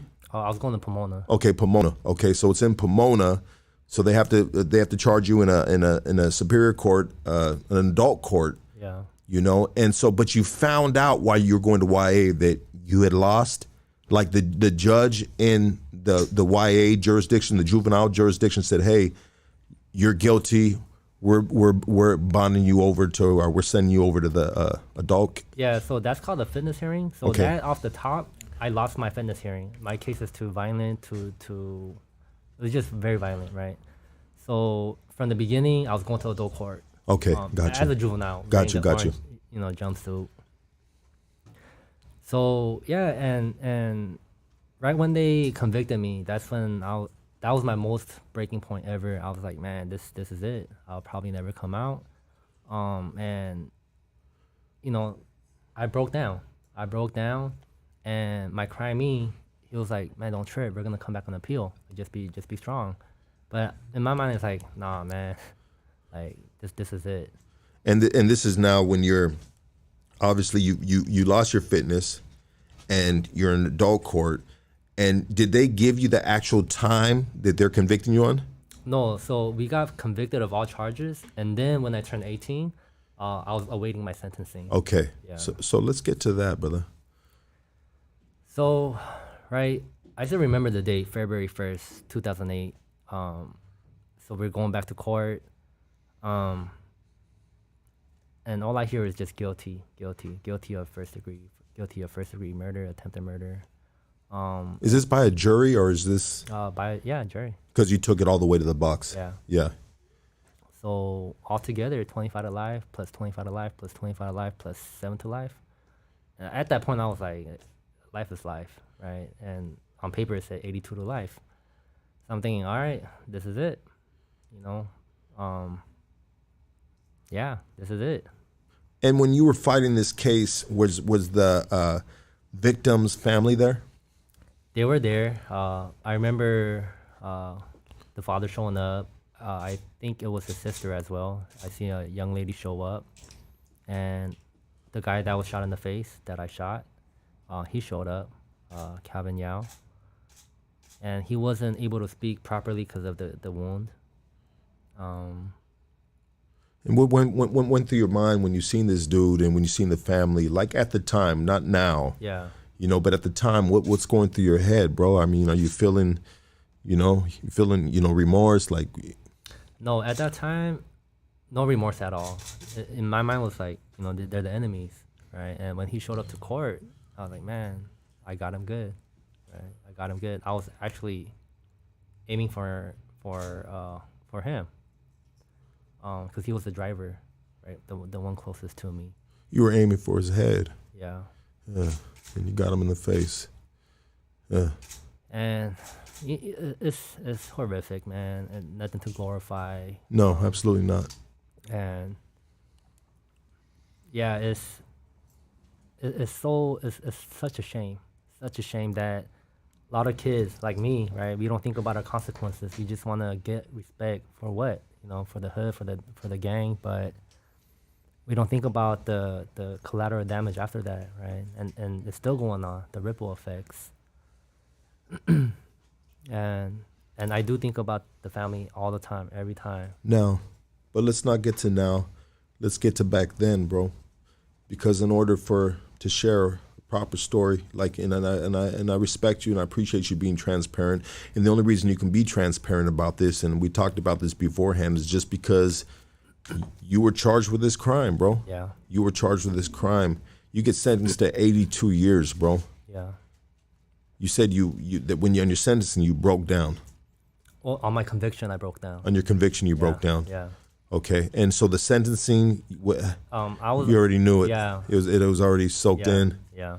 And you were just like, fuck it, I'm all in now.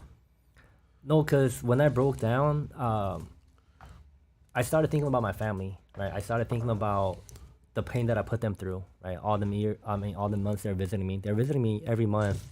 When I was in LA County, when I was in YA, they're visiting me every week, right? And it's still a long process, even though it's like an hour, 2-hour drive waiting, but it's still strenuous. So by that time, I was like, I don't want to do this no more, right? I don't want to hurt my family no more. I don't want to bring shame to them no more.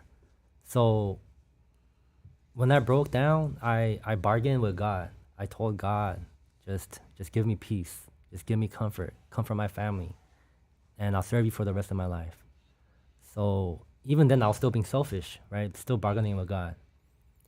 But that's when I made a choice to, you know what? I'm not gonna commit another violent act no more, right? And of course, there was a process that it was hard. Like, it was hard to change, but I just knew at that point, I'm not gonna be violent no more.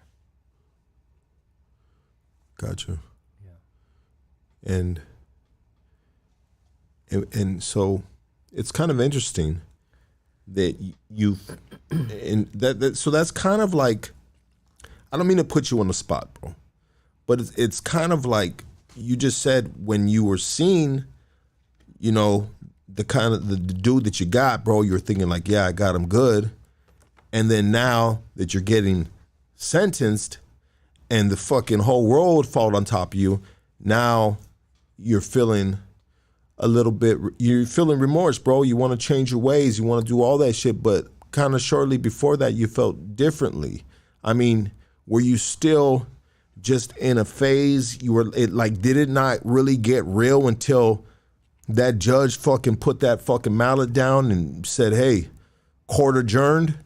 Yeah, because when he was coming out to court, it was still during the witness phase, calling out witnesses. So that was several months before my conviction. Got you. And I'm not trying to like put you like that, bro. But I wanted to kind of clarify that. Yeah. But it's still it's still kind of a short time, bro. But I get it though. I mean, hey, a lot of dudes sign up for this stuff, and it's cool, and it's in style. And we were looking for love in the wrong places. We were tired of being a skater, slapped around, or whatever your personal situation was. But yeah, so you get sentenced. You have a conversation with God that's it. I mean, was that a good time to do that? I mean, some dudes just got no fucks after that, and they go hard for a while in the state system, and then they, find their path. You found your path early on. Yeah. Compared to these other guys. Yeah, and it wasn't easy because when I went to the county jail, I remember I'm in the visiting room just waiting for my visit, and somebody's just mad dogging me,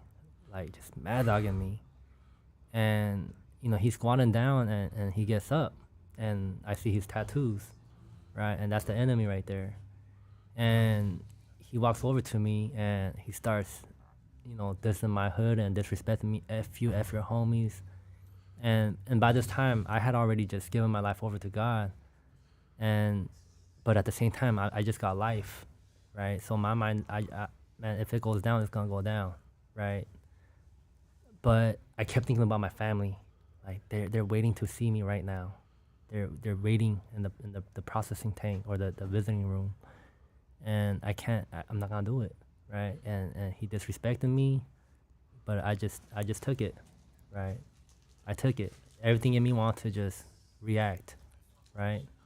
And that was the hardest thing for me to do at 18 years old.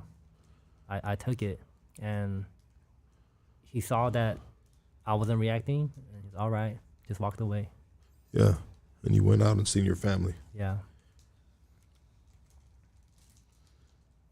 And so how much time did you have to serve? Or how much time did you end up serving out of those 82 years? I did 14 years. You did 14 years. I mean, how was it, we'll get to how you got to only doing 14 years after being sentenced to 82 years, but you hit the penitentiary for your first time. Yeah.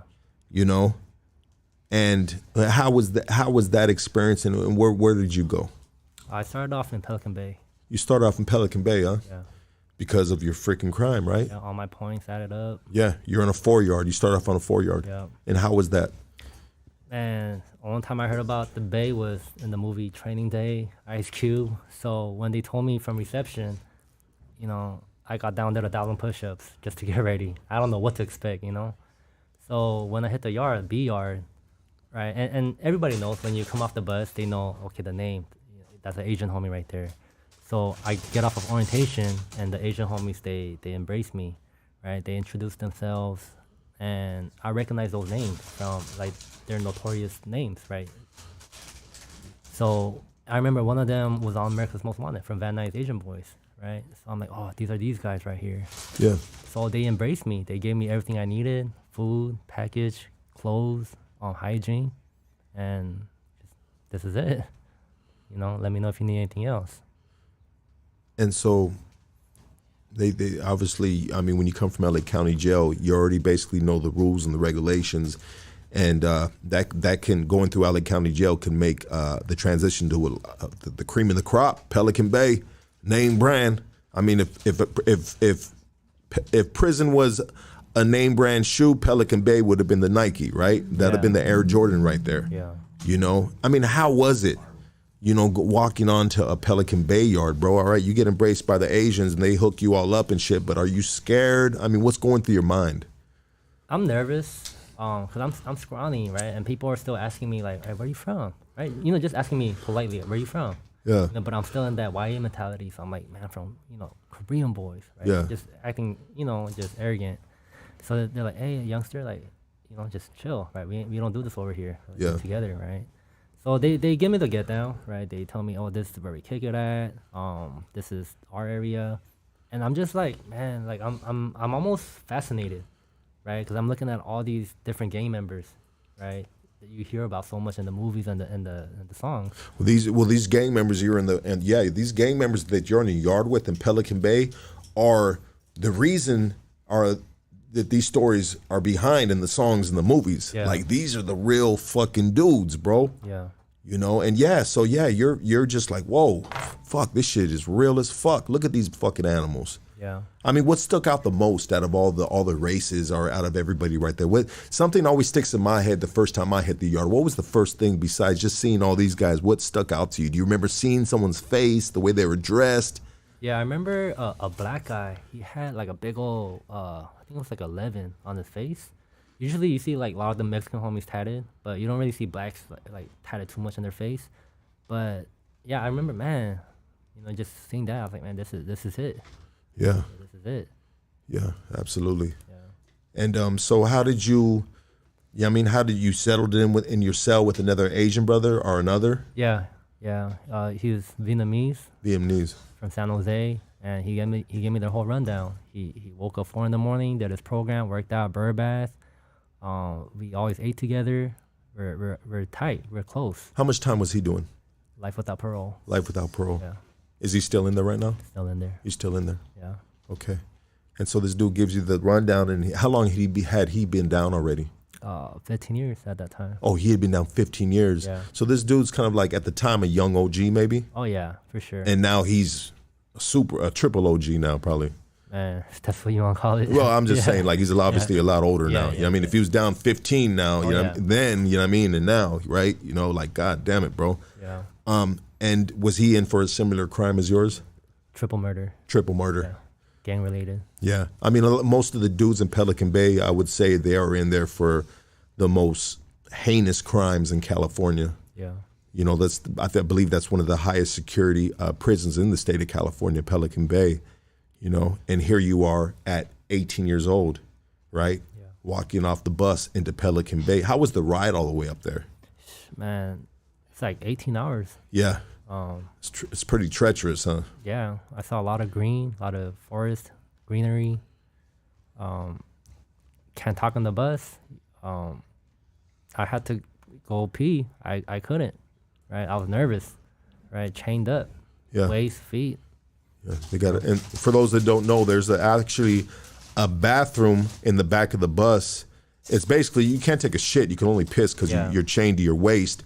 And then usually by the bathroom, sitting right next to the bathroom is a dude with a shotgun Yeah. telling everybody to shut the fuck up before they basically blow your fucking head off, or, you know, whatever threats they're saying, you know what I mean, Yeah. to keep you to shut the hell up. But them motherfuckers don't forget too, bro. I've had a couple times, bro, the bus pulls over, bro, and they'll pull over and they'll be like, all right, motherfucker, I told you like 3 times to shut yeah. the fuck up. Yeah. And what do they do to those dudes, bro? I seen them do, yeah, bro. Mop them up. Yeah, I've seen them do some shit. They flip a dude upside down. They chain you up all fucked up they put you in a singles in one of those cages. Yeah. You're not sitting all the way in the back now, bro. Like, bro, them dudes do not fuck Yeah. around, dude.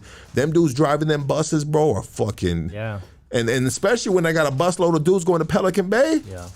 Yeah, it might be a little worse depending on who's on that bus, because I'm sure there's some dudes that they ain't gonna fuck with, you know what I mean? Yeah. Because they're kind of them dudes. But if they got a whole batch of like new, you know what I mean? New Yeah. dudes hitting the yard or something, I can see them being fucking 100% assholes.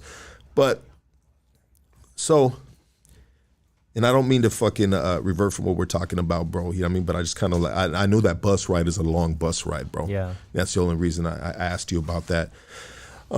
And so you were in with this Vietnamese homie. I mean, how was it living with him? I mean, he was programming, obviously, 4 a.m. Yeah. I hated dudes that got up that early in the morning. Yeah. But go ahead. Man, when I came in, first thing he asked me, do you sit or stand when you pee? And at first I was like, what? You know, It's a silly question. but he was very respectful about it. He was like, well, if you stand, I'll stand. But if you sit, I'll sit. Okay. Right. So I learned that early on that, Yeah. you know, we sit when we pee. But if I had anyone else come into the cell, I would do the same. If you stand, I'll stand. So I learned respect from early on. Yeah. So, you know, he gave me the whole rundown, right? And right, even though we're other, we're even though we're unified, right? He'll tell me, okay, those are the Koreans over there, like the Vietnamese, the Cambodians, right? So everybody had their own car, right? The Samoans. So he was just giving me the breakdown. Even though we're others, we're together, like we still have our separate cars. And so since you had a Vietnamese, you said you ate and everything with them. You didn't break off and go post up with the Koreans, or? So later on, you know, he told me, look, there's another Korean homie over there. We're gonna try to move you out, and I don't know what's going on. So I'm like, okay, cool, no problem. Yeah. So normally the Vietnamese, the Chinese, they sell up together. Got you. Cambodians and the Laos. So 100%. Yeah. And so you find your people. I mean, how is it like, you know, programming, you know, and on the others? I mean, we always talk about the homies, you know, the program, but when it comes to the others, and you guys are basically aligned with the blacks, I mean, you know, how was that? Was it a good relationship? I mean, living like that. I mean, did you hit any kind of bumps in the road? Well, on the 180 yard, we didn't run with the blacks. Okay. Because we didn't have to share day rooms. Got you. So we had our own area. But that was until when I went to like a 270 or level 3. Yeah. That we did share day rooms with the blacks. Got you. Okay, for sure. Yeah. And how did you pass your time? You did 14 years. How did you pass that time? I stayed busy. I didn't like staying idle, so I read a lot. I took a lot of college courses. What kind of books were you reading? Just a lot of theology. Okay. Because I gave my life over to God, so I was reading a lot of Christian books, a lot of the Bibles. I was taking the colleges up there, theology colleges, so all based around Christianity. And did it help you find hope and maybe a new purpose in life, in the new life that you're now living? I mean, you know, some people, I mean, when they get caught up in that circumstance, I mean, they're just lost and it's hard to find their footing. So was that an outlet for you to keep your sanity? Yeah. Thought you going crazy in there? Yeah, because I grew up going to church when I was young. Okay, so you're familiar. So that was my roots. So I came back to my roots, and it made sense to me, right? Just when I prayed, God just give me peace, and having a sense of peace, it made sense to me. And some of the homies would question me, like, you know, you're always going to school, you're always at work. What's up? You know, I mean, this is my program. You know, but I always made sure I gave my respects. I came around the area, shook their hands, said what's up. But I was just trying to stay busy. I had to stay busy. I don't want to stay idle. I just felt like I needed to grow. I didn't want to be confined. Yeah, and it was your way out of that, those locked gates and walls and towers and everything like that. That was your way out to find peace within your mind and yourself, like keep your sanity together. I mean, when it comes to, and I know amongst the homies sometimes, bro, like we can frown down upon the homies that are all of a sudden Christian. Yeah. You know, like, bro, you know what I mean? All of a sudden you Christian, dog. Yeah. You know what I mean? You know, everyone's always got some shit to say. Even though, you know, the last time I was in, bro, I didn't frown down upon none of that because I grew a little bit, bro. And I said, that's good for you, dog. Do what's good for you, my G. You know what I mean? But probably as a kid, dog, I was probably one of those assholes, bro. Like, just fucking fool. All of a sudden, a Christian. Wait till the dope gets here, dog. Yeah. He gonna put that Bible to the side and he gonna be sitting in front of the block, dog. You know what I mean? You know, but, you know, did the Asian brothers, I mean, ever give you a hard time? I know they questioned you about it, you said, bro, but did they frown or look at you less of an individual? I felt like some of them didn't respect me, but some of them did because I walked the talk, right? I wasn't drinking, I wasn't gambling, I wasn't smoking, getting tattoos. That was my program, just going to school, work, church, and just to better myself. I always stayed working out, so I was fit, and some of them respected me for that. Yeah. So after Pelican Bay, they opened up Corcoran, which is a 270 level 4, and that's a brand new yard. So a lot of people from High Desert and Pelican Bay were coming down, and everybody's establishing tables, territories. There's Northerners on the yard, and then that's when people were really questioning me, like you know, who you run with, what you about, you know. And I told them, look, I'm a Christian, right? Of course, I'm still other, but I'm a Christian. And I remember one of the guys told me, you know, then you know what time it is, right? If you don't get involved, then you know what time it is. You know what you got coming. So at that point, I understood what that meant, and I was willing to ride and die for the hood, the gang. So now for me, it's like, this is what I believe in. So if I got something coming, then I'm gonna stand up for what I got coming. So after that, they respected me. They didn't give me a hard time. Sometimes, you know, my name would come up. And some of them would speak up for me. Like, no, that's homie Justin, the Christian brother Justin. Leave him alone. You know, so a lot of them did respect me for that. Is it hard being a Christian in these high level yards? I think for us, it isn't as hard, but having conversations with, Southerners and even some of the blacks, for them, but for us, it wasn't as hard. I think the hard part is just getting over just wanting to fit in, right? Now you're trying to fit out. Yeah. Now I'm a square. Yeah. Yeah. Yeah. I mean, originally, like I was like, I like to think that I was a square at one point in time. I might be still a square right now, dog. In some people's eyes, who know what who knows what really the shape of a square is? No, wait, we know that. That's stupid. Yeah. Sorry about that. But yeah, no, for sure. You know what I mean? And so, bro, 14 years, bro. I mean, did they go by quick? After the first 5 years, 10 years? I mean, how did it all go down to you got to that board hearing? Like, what were the steps to that? So, after going through the level 4s, I dropped points. I went to level 3, Centinela B yard, from 012 to 015 when it was GP. Yeah. Right, and same thing. People were questioning me, who you run with or what you about. Yeah. Same program. I'm healthy. I'm working out, and and I'm still programming, going to school, getting my group, my AA, NA, all that. So I'm stacking up my record. Right, I got my GED, my college degree, so I'm doing good. What kind of college degrees did you get in there? I got my AA in theology. Okay. And a BA in theology as well. Is that hard to do in there? It's just a lot of hours you gotta put in. You got nothing but time in there too. Yeah. I mean, compared to some people on the streets, bro, maybe to get a BA or an AA. What is an AA? Is that 4 years or 5 years? 2 years. That's 2 years. 2 years. Okay, so a BA It's 4 years. is 4 years. Okay. And so some people on the streets, it would take them 4 years on the streets. How long would that take you in there, inside the prison system? It took me about the same time because we go on lockdowns for months and months, so Okay. we can't get the material or we can't go to class. So one school, it took me like 6 years to finish because I've been bouncing around, transferred, and all that. And those files and documents are following you. It's all put into the CDC. file. Yeah, your CDC file. Yeah. Okay. And so that's good, bro. I mean, you got yourself in there for some crazy ass shit, bro.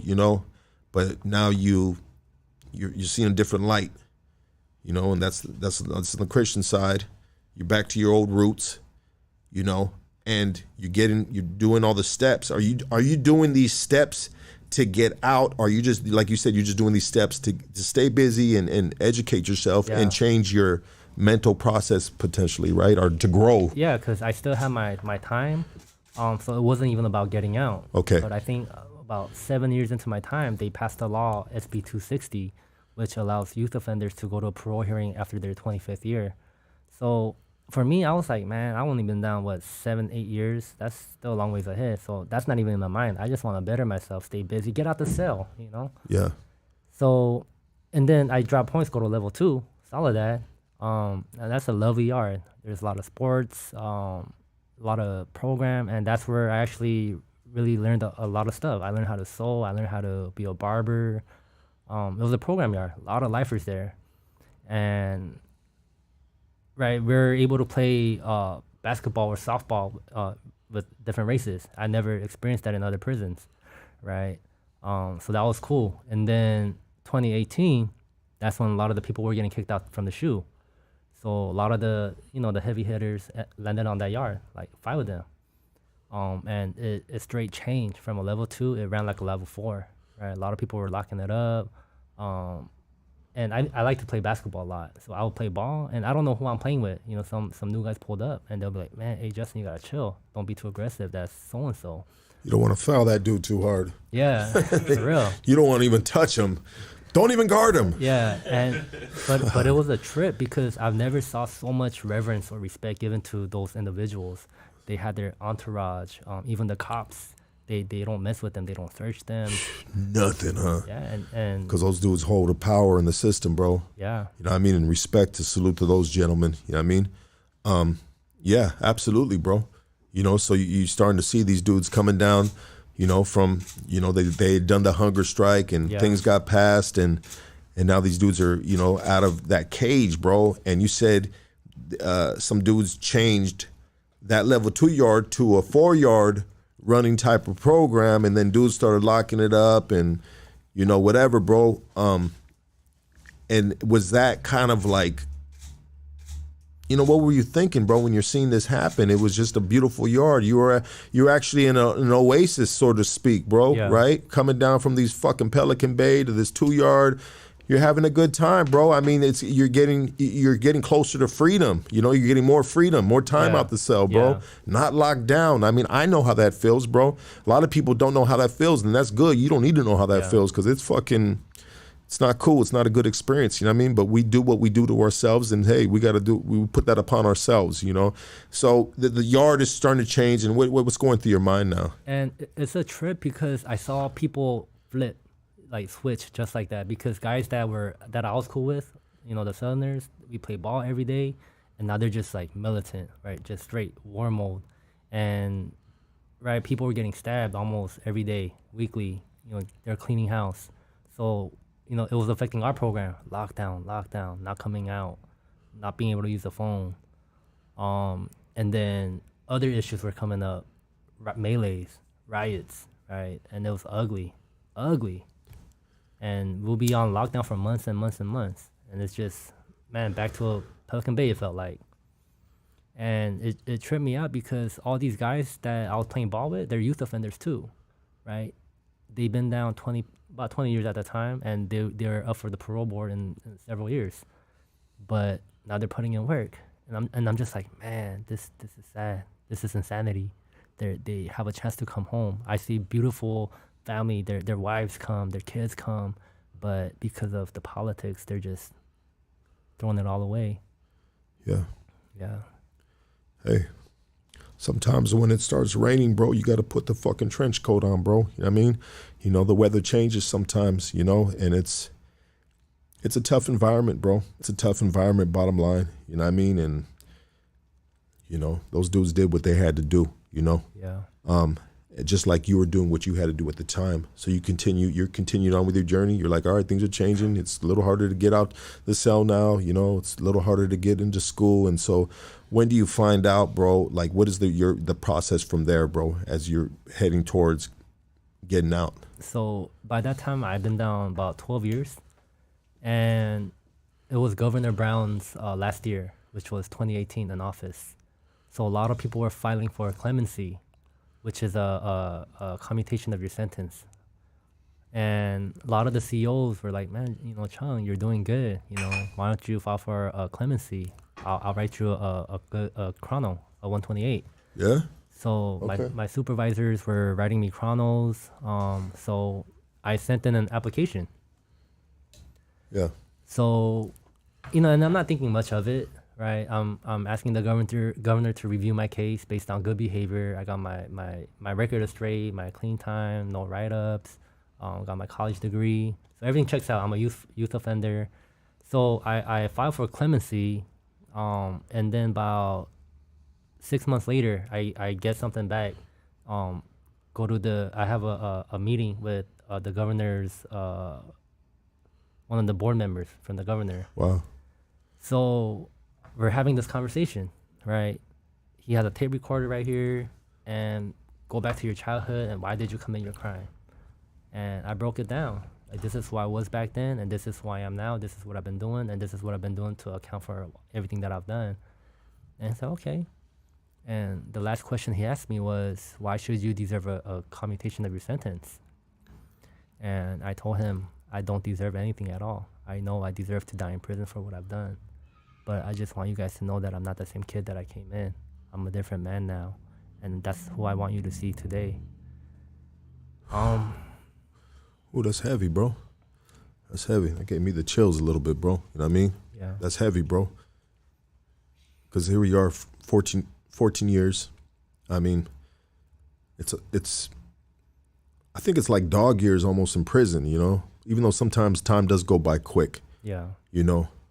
But it's a lot of time to reflect, you know, Yeah. on the past, you know? And you got to make a choice in your mind how you're going to move forward. You made that from the beginning. So you tell the governors, what was it, the governors?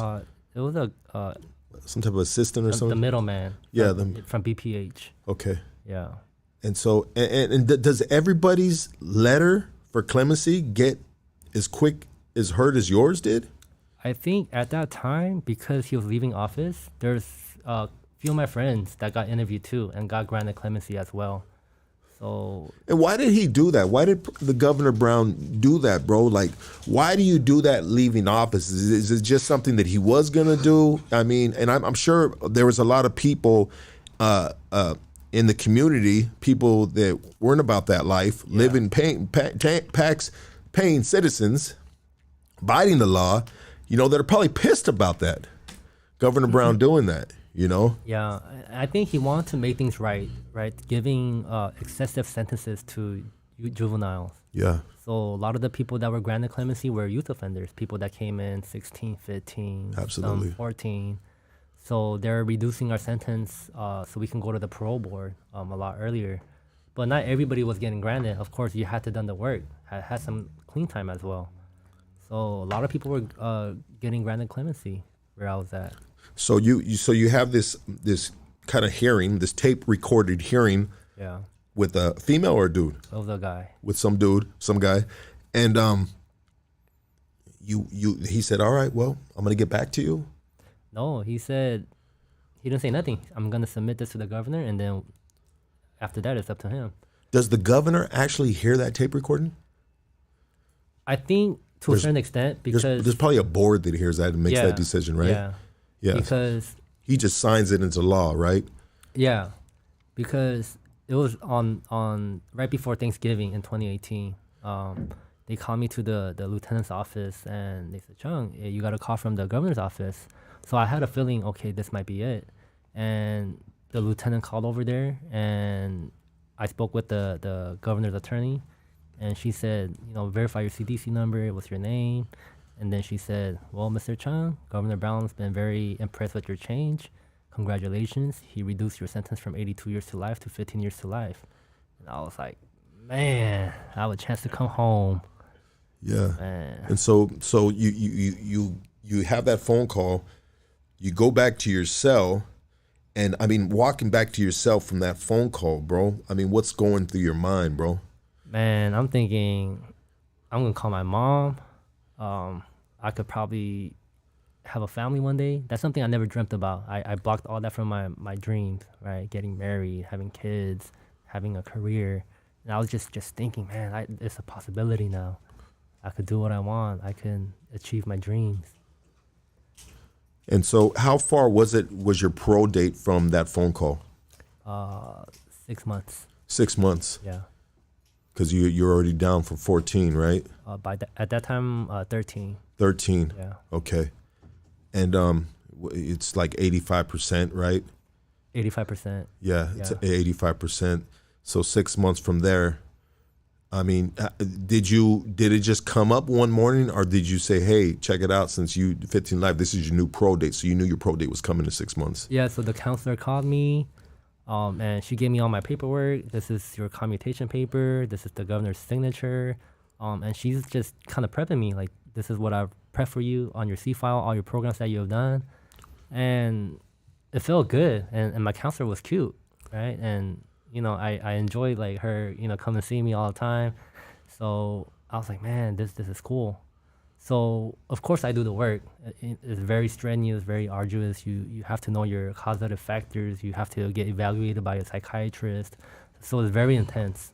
I prepare myself for 6 months. I go to the parole board, 2.5 hour hearing, and just lay it all on the table. Right, just account for everything that I've done, everything that I didn't get caught for, other crimes. And after the end of the hearing, they found me suitable for parole. And another thing is, if you're a lifer, you have to get screened by the governor after the suitability. So you wait 4 to 5 months, and then the governor has to approve your release. So the next 4 or 5 months go by, and you know, I'm getting anxious, and I'm already thinking, okay, I'm gonna get deported, so I'm getting ready, having everything ready in Korea. You have family in Korea? My aunt is over there. Okay.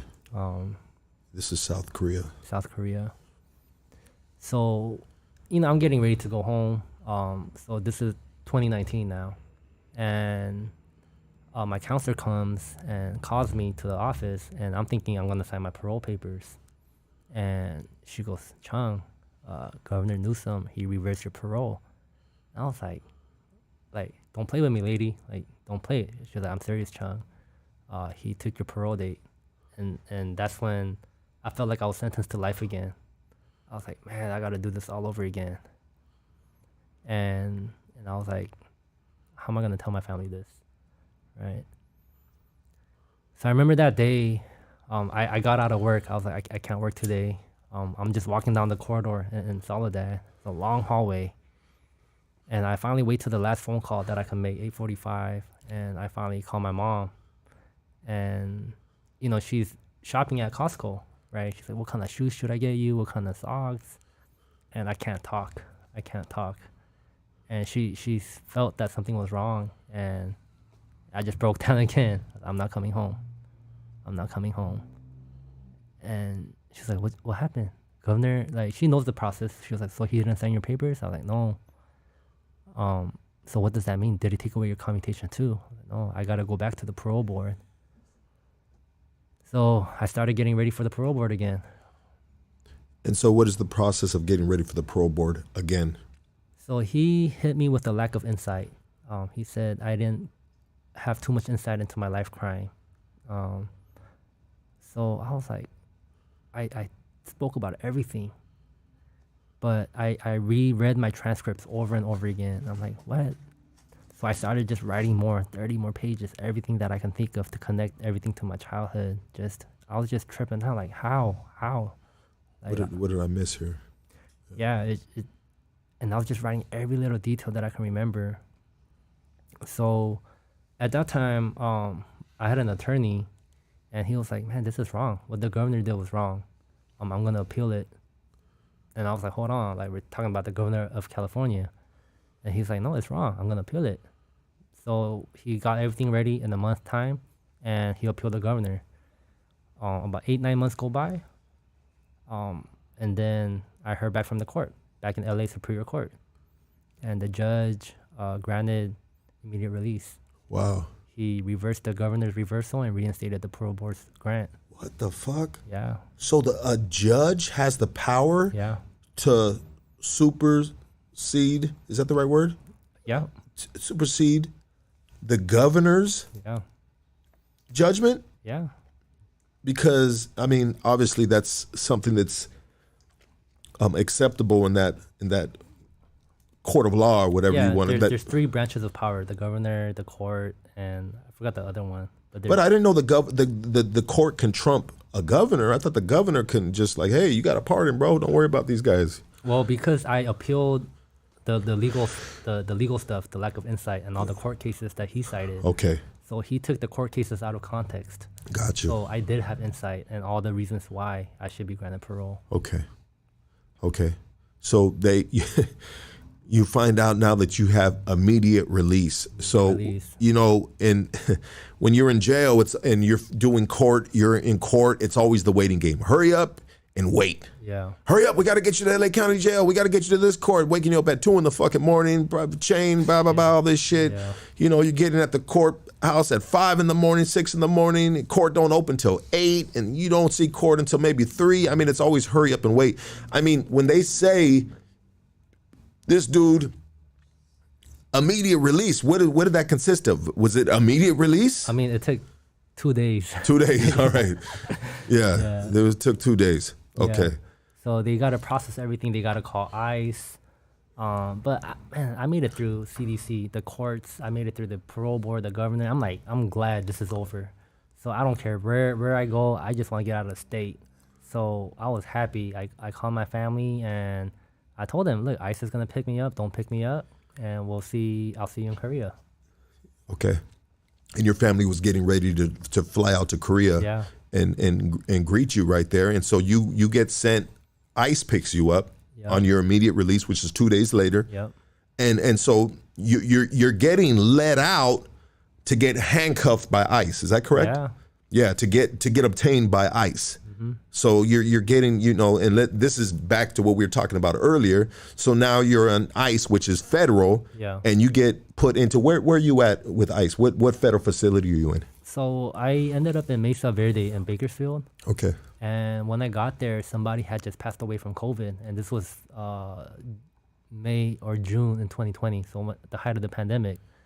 So when I got there, there was a big old lawsuit going on, and I just happened to be in that facility where people were doing the lawsuits. I filed right away with the help of my attorney, and then within 3 days, the ICE judge granted bond because of the pandemic.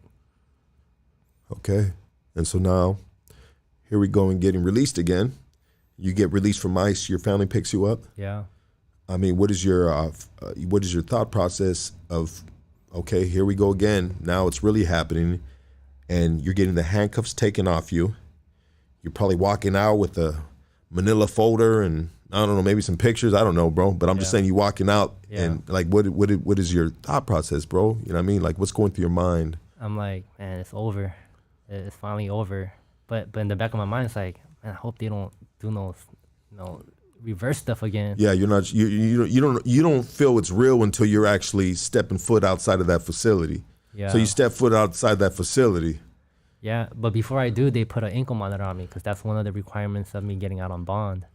So they put this ankle monitor on me. I get out. My lawyer is there and my mom is there, and that's all I wanted to see that day, or for them to pick me up.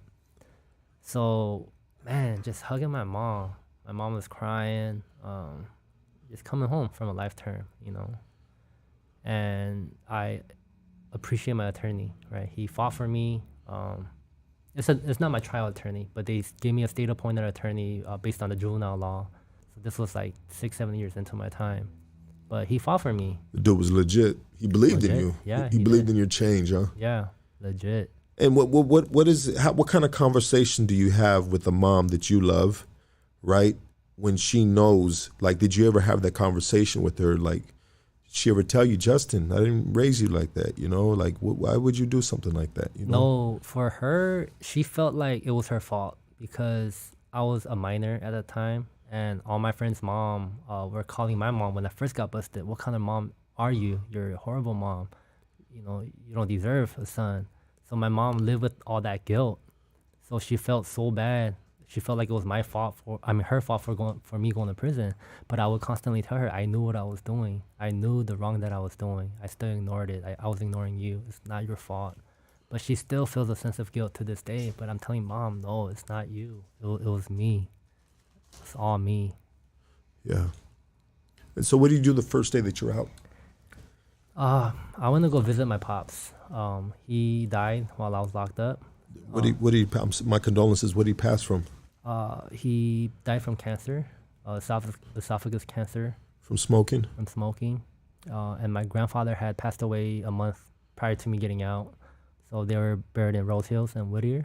Yeah. So I went to go see them, pay my respects and condolences. How long did your, I think you said it right now, but how long did your pops pass away in your sentence? It was in 2016, so... A couple years before you got let out? So 10 years, 11 years. Yeah. Yeah. And how did you go through that when you were in there? Man, that was a whole nother battle because you can't cry in prison, right, as a sign of weakness. But one thing I did appreciate was in Soledad, there was a Korean chaplain. So he showed Korean movies for our community. So they showed a movie about a family being torn apart from war in the 50s and the 60s.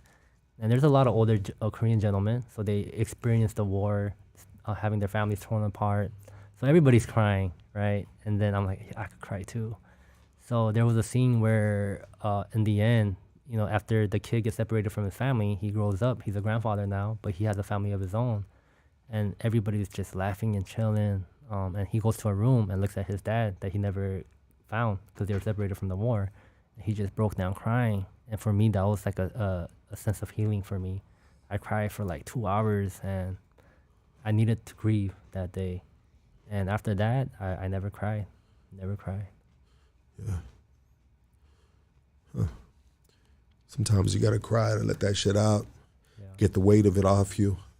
You know, I feel that, bro. I mean, my sister passed last time I was in prison from cancer, dog, and she was a year younger than me, bro. And that shit just like never felt weaker in my life in the prison system. When you got to, like you said, you got to be strong. Yeah. You know, and I was just fucking broken, bro. I was a nasty mess, dog. Yeah. You know what I mean? But anyways, so you're out the first day, and back to the question I was asking, what did you do the first day? Korean barbecue. Korean barbecue, huh? Yep. Yeah. Was that something that mom made, or did you go to a restaurant? I went to a restaurant and met up with the whole family. Met up with the whole family. Yeah. Is your family a big family? Very small. I got my cousins from my dad's side, my dad's younger brother. Yeah. And it was just us. And when you were in prison, you had the support of your whole family? Yes and no. Okay. My cousins, they were very supportive of me, but the other half, there's a lot of shame. I disgraced the family. I was a gang member. I committed murder, went to prison. So there was no communication for all those years with some of them. But the younger ones, for sure, they supported me. They look past it, but the old school, Yeah. you know, with the old school culture, you disgraced the family, you know, and they were ashamed of you. They didn't even look at you like you were part of the family anymore. Yeah. You know, and now you get out, and were you able to, I mean, bro, how long have you been out for? I've been out 2 years. 2 years, and that's still, I mean, that's fresh from a life sentence. Yeah. You know, I mean, has those 2 years gone by quick? Super quick, man. And so what were your first steps of getting out? You go have Korean barbecue, you have the family. Were you able to mend some of the relationships with some of the old school heads in your family? I tried. I think it's getting better because they're seeing I'm very productive. I'm working. I'm in school full time. I'm doing a lot for the community. So I think I'm slowly regaining their trust. Okay, yeah. I mean, nothing is given overnight, especially with people that just really hold, you know, certain standards in the way they live as a community, as a culture, right? Yeah. As a Korean, right? You know, a lot of pride, bro. Oh yeah. Right? You know, I get that, dog, because it's like that across the board, right? Doesn't matter what color you are, bro. You got those. And so what was your first steps, bro? Like, you know what I mean? Did you have a job lined up? You know what I mean? Did you know somebody that worked at McDonald's? Want to get you a McDonald's job? I mean, I'm talking shit, but I'm just saying, like, what did you have lined up for you? Or did you have anything lined up? Yeah, so there was a pastor that always came to see me since I was 16. And I was like, who is this guy? He came to visit me in Pelican Bay, and he had a prison ministry. So when I got out, I made sure I'm going to volunteer my time over there. So I was doing that, and he was like, man, you want to get paid for what you do?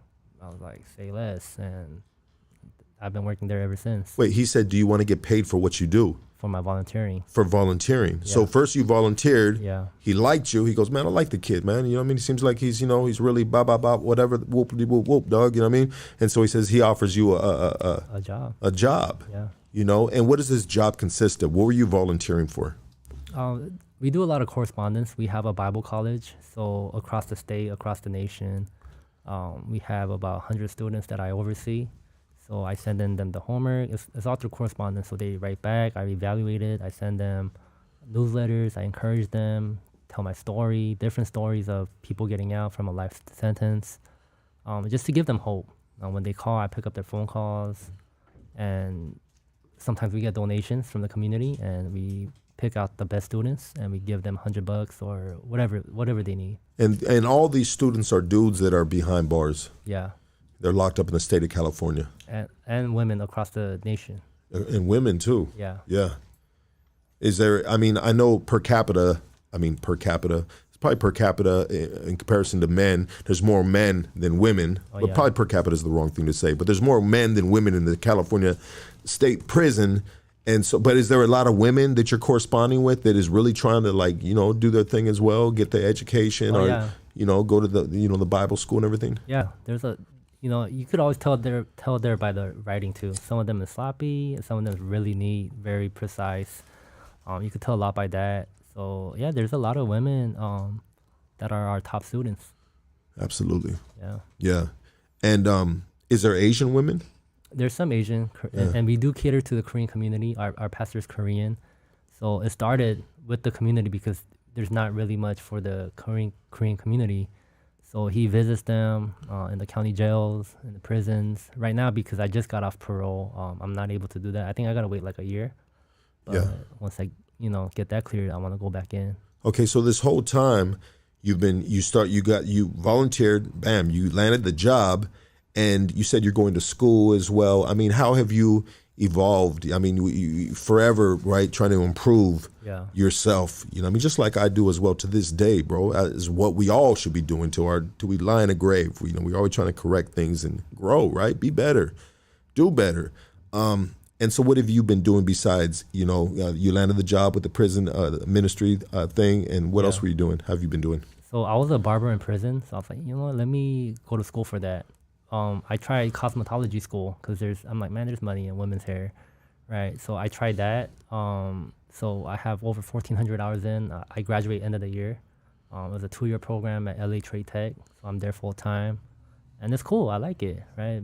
And it's cool because, right, you learn not just hair, but everything else too. So yeah, I mean, you have to learn. I mean, coming out after 14, 15 years, bro, I mean, you got to institute yourself into a world, bro, that when last time you were in, you were a freaking lost kid, bro. Yeah. Looking for love up to no good. I mean, and now you got to find yourself. I mean, you found yourself who you are as an individual in the system, but when you come out to being a free man after, a life sentence or sentenced to a life sentence, but getting cut loose, you got to readjust. I mean, what are things that you've had to readjust the challenges that you've faced? I think for me, like the technology too, because we didn't have smartphones, we had flip phones, Chirp, Sidekick, whatever. Yeah. Everything is QR code scanning, self-checkout. And I think the social aspect too. Right, I can have a conversation with you all day, right? But to the average person, it's hard to connect with. So it's just learning. Why is that though? You said in comparison from me and you to them? I feel like even though we might be the same age, they haven't been through what I've been through. And I feel like, I mean, of course, there's things that I need to learn, adulting and, bills and, all that. But I feel like they have a sense of maturity for sure, but I have a different sense of maturity. So I feel like I connect with older people better. Yeah. Like men, women in their 40s and up. Absolutely. And how old are you right now? 32. 32. Yeah. Been down since you were 16. Yep. Out for 2 years. Have you been able to find, have you been able to, I'm not trying to get prior into your personal business, but I mean, how much personal can we get already? You've already talked about some pretty personal shit. I mean, do you have a girlfriend now? Have you been able to establish new relationships? Obviously within the community. Yeah, for sure. I've been getting a lot of support, especially with this partner stuff going on. I was dating somebody for a year. But I think right now we both decided let's focus on, because reality is I am facing deportation, and let's just focus on that right now and then see what happens from then on. Okay. But yeah, I met a good woman. But we're just taking things slow. Is she a Korean as well? Hispanic. Yeah. Shout out to you, my G. Yeah. Yeah. Those are probably the only women on the face of the earth that's going to take in a killer. Yeah. I'm sorry about that. That was horrible. So I do want to clarify that, we did separate. Yeah. And it was mutual. Yeah. I'm sorry about that, bro. That was a bad comment right there, dog. Yeah. Horrible, dog. Shame on me. Yeah. But yeah, for sure, bro. So here you are now, bro. You've been out for 2 years. You've been checking in with ICE. You just got off of parole, and now it's coming to the time with ICE where they're saying, "Hey, you're gone, bro. Your time is up out here." Yeah. Yeah. So they've been calling me sporadically, randomly, checking in, and there's always that fear, like, man, what if they detain me again, right? So my last resort, I feel like, is to ask for a pardon with the governor, and it's not gonna necessarily stop my ICE situation, but that'll give me grounds to go back into immigration court and for the judge to dismiss that. But I want to be able to just share my story and use this platform for people to just make that call or that email to the governor. And I'm going to hold a press conference, my pardon campaign launch next month, just to get much people as I can to get his attention. Absolutely. I got a question for you, bro. Has it ever like crossed your mind to reach out to families or anything like that of the victim side? All the time. I think about that all the time. The Huang family, the Yao family. I know by California law, offenders can't reach out to the victim's family. That's law. But I'm ready, to have that conversation, to show how remorseful, how sorry I am. And every day that I do make amends, I can't make it directly, but one of my ways of making amends is being successful, not getting in trouble. For me, I was drinking and smoking. I don't do that no more. My sobriety is another form of making amends to them. And just being the best person I can be to my community. That would be really hard. I mean, if you had an opportunity to do it, you would do it. Yeah. And how would you approach that? Like, I'm sure you've played that out in your head hundreds of times. Like how would you approach a situation like that, bro? Here we are down the line, and you're facing the victim's parents. Yeah. I mean, how would you approach that? I would get a mediator, have some kind of organization or somebody that deals with restorative justice to reach out to them if they're willing to hear me out or if they're willing to meet. Obviously, I can't do anything on my end. It has to be through a mediator. So I will go about that route.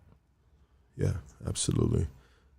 And it would probably give you, not necessarily closure, but it would be something like, off, not a bucket list, but you know what I mean, bro. Yeah. And so here you are now. I mean, you've been going to you've been checking in with ICE, and they've been hearings. Is that what you said? It's not even a hearing. It's just make sure you're not running off. Yeah. Yeah. And when it's time, we'll let you know what time it is. Yeah. And now the time has come where they're saying, hey, deportation time is here. It's soon. Yeah. And now you're out here to share your story and to potentially have people support you to fight in your deportation so you don't have to go why would you not want to go back to South Korea? I've been here since I was 2 years old, and this is my home. I do believe I bring more value here.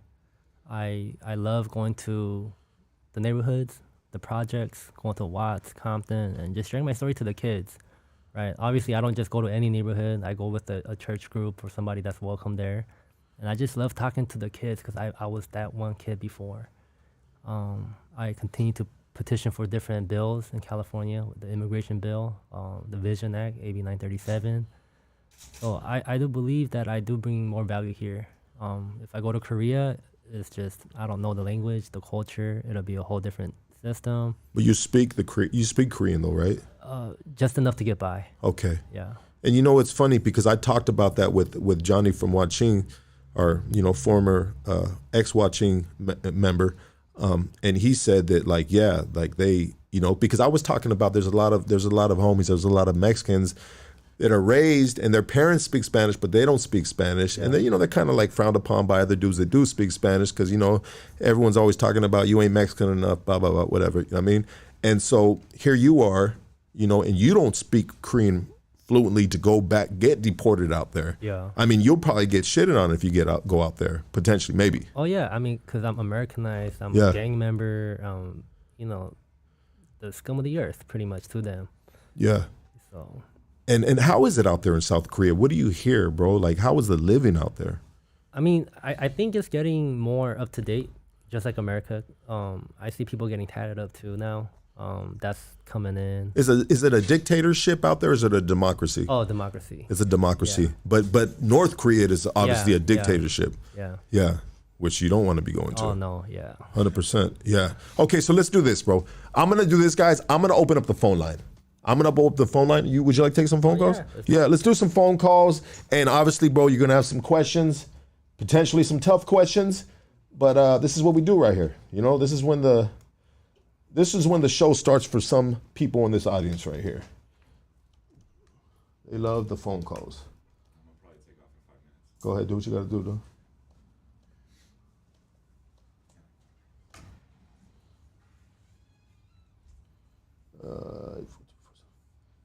You guys drink all that wine? Bastards. Let's see. Hey, let me get that other one, yeah? Thank you, Don. All right, so, hey, we got the phone line up right now. You guys want to call in, talk to Justin, ask him a tough question, keep it respectful, you know? Yeah, let's go, baby. You know what I mean? Phone calls, the number is up. Shout out to everybody that's on the live chat right now, that's on this live right now. Hit the subscribe, hit the like, let them know we're here. You know, for everybody, bro, across the board, dog. Here we go, first phone call. You're on Hood Stocks, talk to us. Yo, what up, Lucky? Hey, what up, brother? Hey, man, you know what? I just want to fucking say what's up. Your homeboy on your podcast right now. What's your name again? I lost. Young? Youngju, but you can call me Justin. Hey, Justin, listen, man. Hey, I could hear the sincerity in your voice.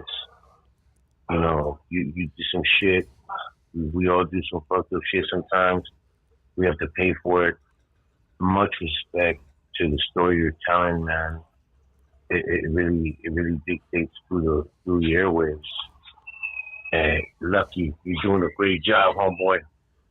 I'm trying, brother. You know, sometimes we got to be serious in these podcasts, dog. And in the past, you know, we got to, you know, I'm trying to, navigate this right, bro, and just be a good interviewer, bro. You know what I mean? Sometimes this is hard, bro, but, you know, hopefully I do Justin justice on this interview with him, man, you know? Listen, man. Did I say something? Yeah, go ahead, brother. You're doing an out-fucking-standing job. Thank you, brother. I appreciate it. The last fucking 5-6 podcasts have been out-fucking-standing. They all are, but you just going to the next level, the next level, the next level. Justin, good luck on that. With the trouble you're going through, bro. I hope everything works out for you, pans out for you in a positive way. Much respect. You guys have a buenas noches. You as well, doggy. Thank you. And also, too, if you're still listening, my G, Justin is going to, we're going to have the links in the description, and Justin is going to share the links pretty soon on how you can support him and help him from not being deported. Now, there's some that's going to support, there's some that's not, and hey, you know, you do as you choose, baby. We're not here to twist no arms. You hear the man's story, and you decide, you know? If you believe in him, the homie said that your frequency was transpiring through the airwaves of the YouTube, and he felt like you were being sincere through a screen. Maybe on the phone, bro. I mean, maybe on a TV or something, bro. Computer or something, dog. You know what I mean? And that says a lot. Yeah, thank you. That says a lot, bro. Here we go. Next phone call. You're on Hood Stocks. Talk to us. Big Lux. Yes, sir. And I just called in real quick, you mean, give a shout out to you and Justin right there, man. Hey, Justin. Can you hear me? Oh, yeah. What's up? My bad. Hey, man. Hey, welcome back home, brother, you mean? Thank you. I know Thank you. 13 years is said easy, bro, but it's a lifetime, you feel me? Yeah. It's a lifetime, like, motherfucker can't even do one day in jail, you feel me? So 13 years is... Yeah. It's a little stretch, bro, and welcome back home. And hey, I'm happy for you, bro. I mean, Yeah, thank you. Keep it pushing, bro. You mean? Yeah, appreciate that. And big love, you mean? We love what you're doing, bro. Hood Stars is the shit, bro. You mean? Thank Shout you, out brother. from Linwood. Linwood loves you, bro. Hey, I love living with too, baby. That's a good word. And fuck you, loves. We love you, perro. Love you too, doggy. Thank you, dog. Let's go next phone call. You're on Hood Stocks. Talk to us. Hold on. Hello? Hello. Yo, what up, brother? You're on Hood Stocks. Hey, what's happening, bro? I just want to shout out to Justin. I'm from Guadalupe, California, 805.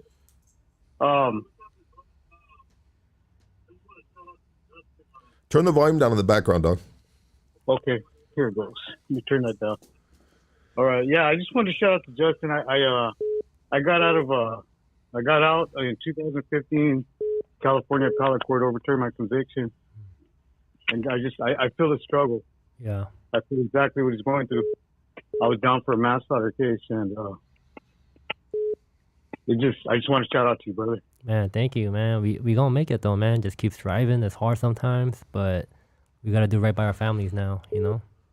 Yeah, I felt what you said about the victim. I feel the same way all the time. Yeah. I always want to reach out to them, but I can't. Yeah. And man, I just want to support you, brother. Thank you. Appreciate that. All right, bro. All right, thank you, doggy. Appreciate you, brother. You're on Hood Stocks. Talk to us. Hey, so this is just kind of a message for Justin. I just wanted to tell him that I really did relate to how God brought him back. God puts us in certain situations that, for other people, it's kind of crazy where it's like they don't really understand because you don't have that epiphany. But when you feel that Holy Spirit and that presence that is giving you that peace, that comfort, you start to believe in God like you believe in air. You breathe air, you don't see it, but it keeps you alive.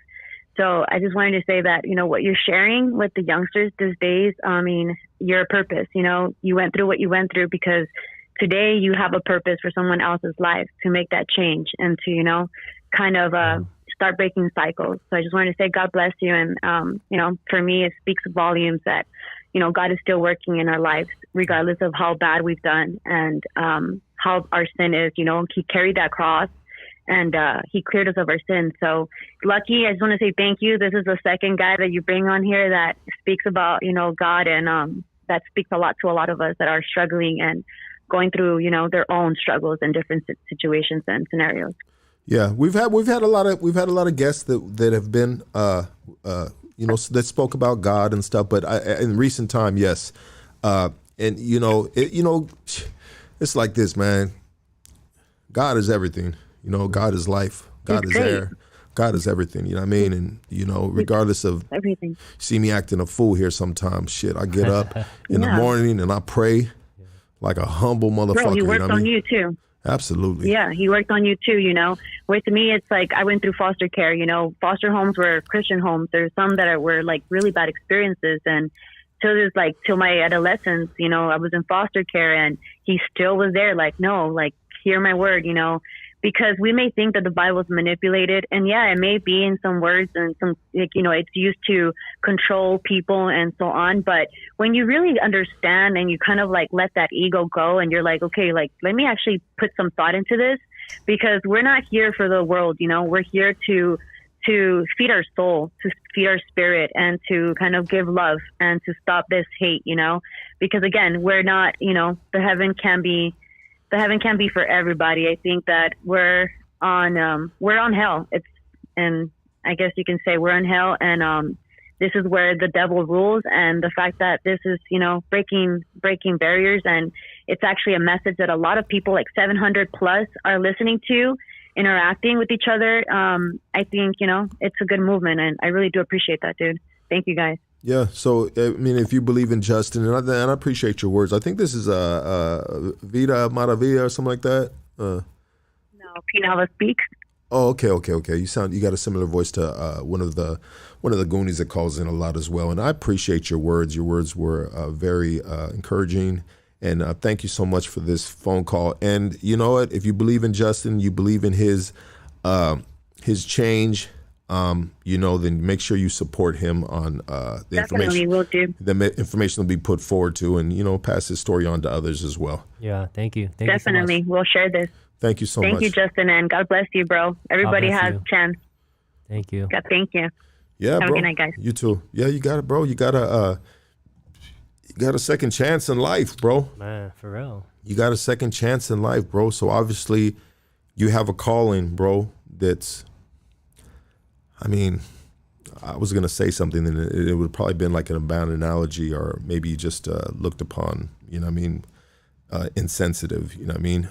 But anyways, like, you know, certain people go through certain things to potentially bring certain things to light or help others, certain individuals. I mean, do you think about that? Like, you know, why did I get let out? You know, when I committed this crime, you know, do I deserve this? You know, Yeah, I mean, because I have a lot of friends that are still doing life, you know, but every day I'm just grateful, and it makes me want to just be better, you know. And you have days where it's hard, right? You go through obstacles and setbacks and rejection, but I think about, man, I'm out here. I'm out here. I can make a difference. So let me do that.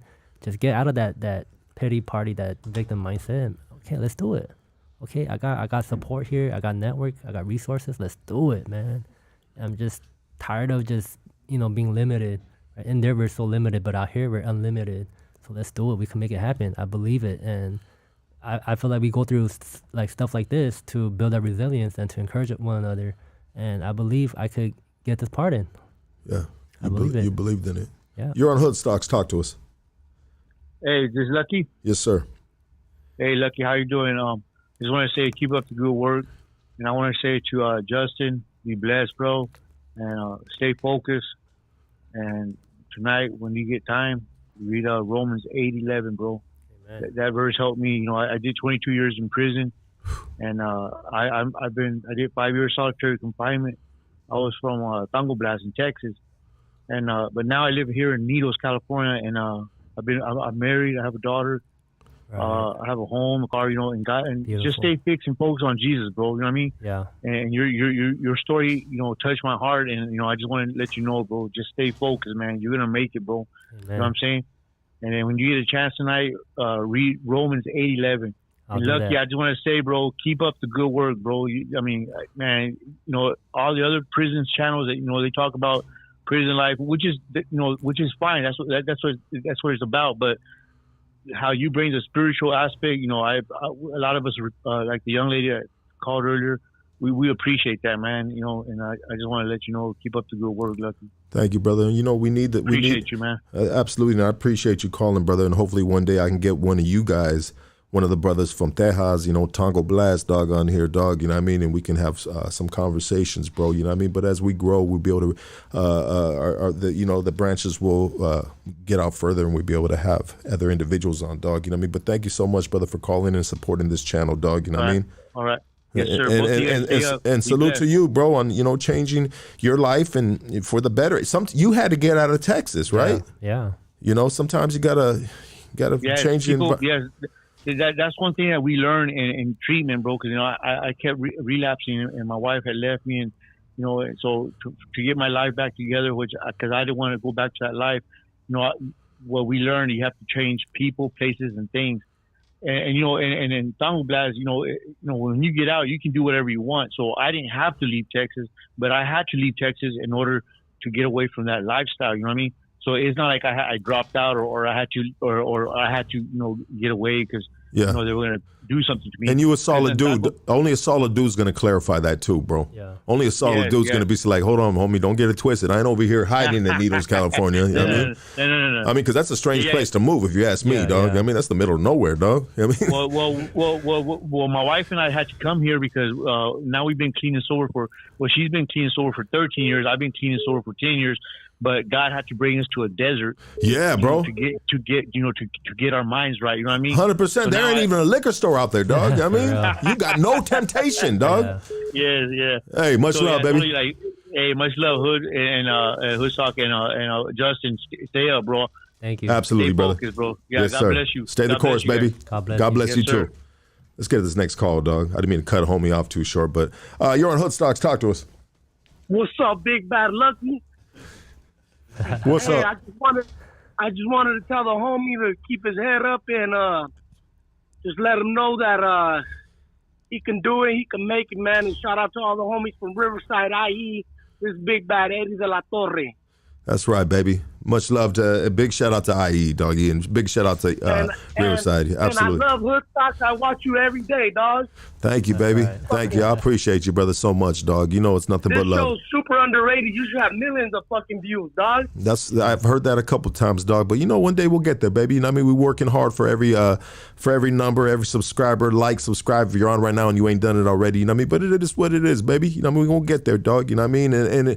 But what's most important is it just enjoying the journey and just watching this platform flourish and being able to just have now my Asian brothers on, dog, to share these stories, and they're so similar to ours, bro.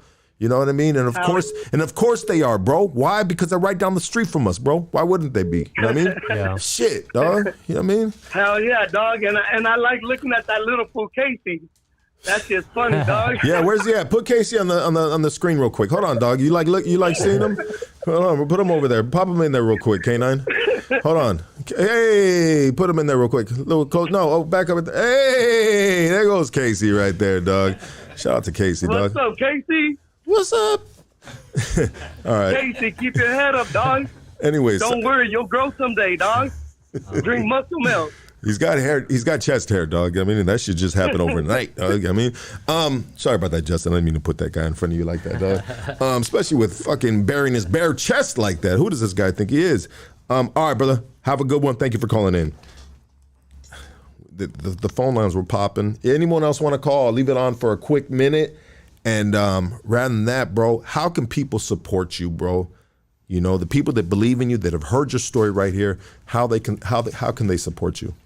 You could go to the link change.org/letjustinstay, or you could go to my Instagram, JustinYJ The link will take you right there. And email the governor. You can sign the petition, but email the governor. So that will get the numbers up and the governor's attention. Absolutely. Get this last phone call right here, dog. Let's see. You're on Hood Stocks. Talk to us. What's up, Big Lud? What up, baby? Hey, I just wanted to tell the homie Justin, keep his head up, fool. You know, my pop's kind of going through the same thing right now and shit. He's fighting the case and shit, but you feel me? He's from Mexico, so he might have to go through a similar situation with deportation and shit and all that. But I just wanted to give, like, words of encouragement to the homie and shit, tell him to keep his head up, stay solid, and, you know, it's never over. You know, he's here for a reason and shit. Feel me? He's on your platform for a reason, and God has brought him this far, obviously, for a motherfucking reason and shit. And he has a purpose. You feel me? Everything Amen. that he's doing, going to facilities and things like that, and speaking to people, he has a purpose. So I just want to tell homie to keep his head up and shit.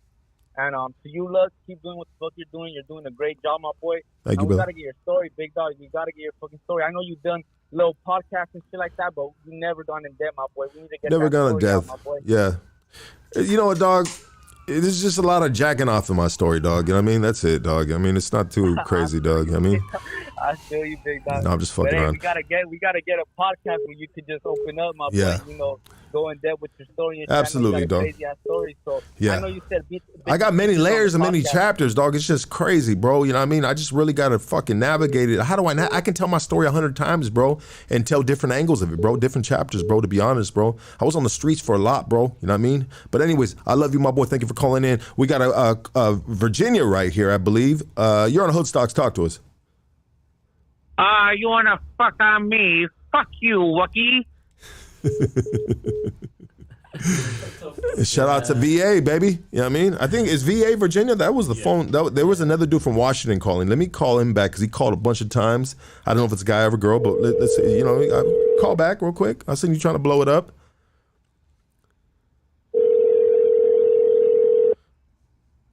I like to get out of state calls.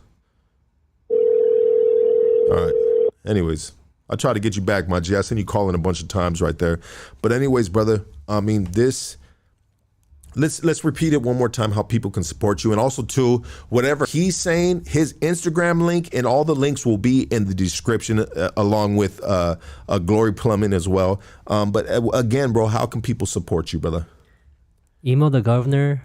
You can go to change.org/letjustinstay or go to my Instagram, JustinYJ and the link will take you right there. And I'm also doing a press conference for my pardon August 12th. I'm going to put more information on that on my Instagram, so follow me for more info. Here's this call. I actually tried to call. This dude just hung up. One more time, baby. I'll give you this, dog.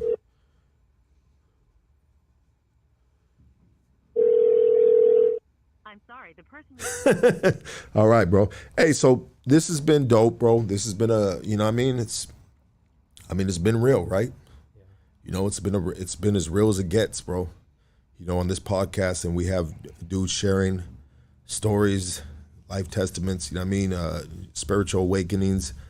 I mean, is this your first podcast? I know you shared your story a lot of times through maybe writing people, talking to people in person. Yeah. Is this your first podcast? Yeah, in live podcast, first time. And wait, say that again? So in live podcast. A live podcast. Yeah. Okay. What other podcasts did you do, bro? So one of my friends that got out, he has his own nonprofit. So it was through Zoom. So I talked about my story when I first got out. So this is, you know, just kind of giving an update since what I've been doing. Absolutely. You know what, bro? I've had people that wanted to do a podcast on Zoom. Yeah. And I said, bro, we can't do a podcast on Zoom, dog. Yeah. And the reason why is because I can't connect with you over a Zoom phone call. Yeah. You know what I mean? Like I don't want to smell your breath, but you know what I mean? Like I want to see you. Yeah, like this dude is real. Yeah. I can touch him. Yeah, no, this is real. Yeah. Very real. Yeah, this is real. Yeah. You know what I mean? And Hood Stocks is realistic as it gets, you know, I believe on a platform, bro. You know, and we have dudes on here, bro, that sometimes, bro, they haven't changed their life, and they're dangerous dudes, bro. Yeah. You know what I mean? You know, sometimes it's a risk doing this shit, dog. You know what I mean? You know, it can affect me, can affect my family, can affect people around me. But, you know, I believe in stories, and I believe in people change, and I believe in trying to just give back. I always try to find a way of how I can give back, bro. You know what I mean? I can't be a drug counselor because I like weed and mushrooms. Okay, that's out the picture. You know what I mean? I can't be an AA dude because I got a fucking glass of wine right here. You know what I mean? So I had to find a way. How can I be myself and you know, or be the new me and give back to the community? And this I mean, I get a lot of, like, this is therapy for me, bro, and I enjoy doing this, bro, you know what I mean? And I hope that this interview right here helps you. Oh, yeah, this is legit, right? I hope, yeah. Because I'm seeing, right, the homies right here, I don't know them, but they all look familiar, right? Yeah, well, you've probably seen them all in the penitentiary, bro. You know what I mean? Right? You for sure didn't see them at church, because these motherfuckers need to start going to church, dog. Well, we come from the similar background, you know? I mean, do you try to, when you see dudes, I mean, do you ever talk to dudes randomly? Bro, one thing, I honestly, bro, and before you, I'll tell you this, dog. There's been times, bro, I'm at the supermarket, bro, and I'm trying to get in and out, bro, and I got some dude, hey, dog, wait, will you go come to the church, boo, you know what I mean?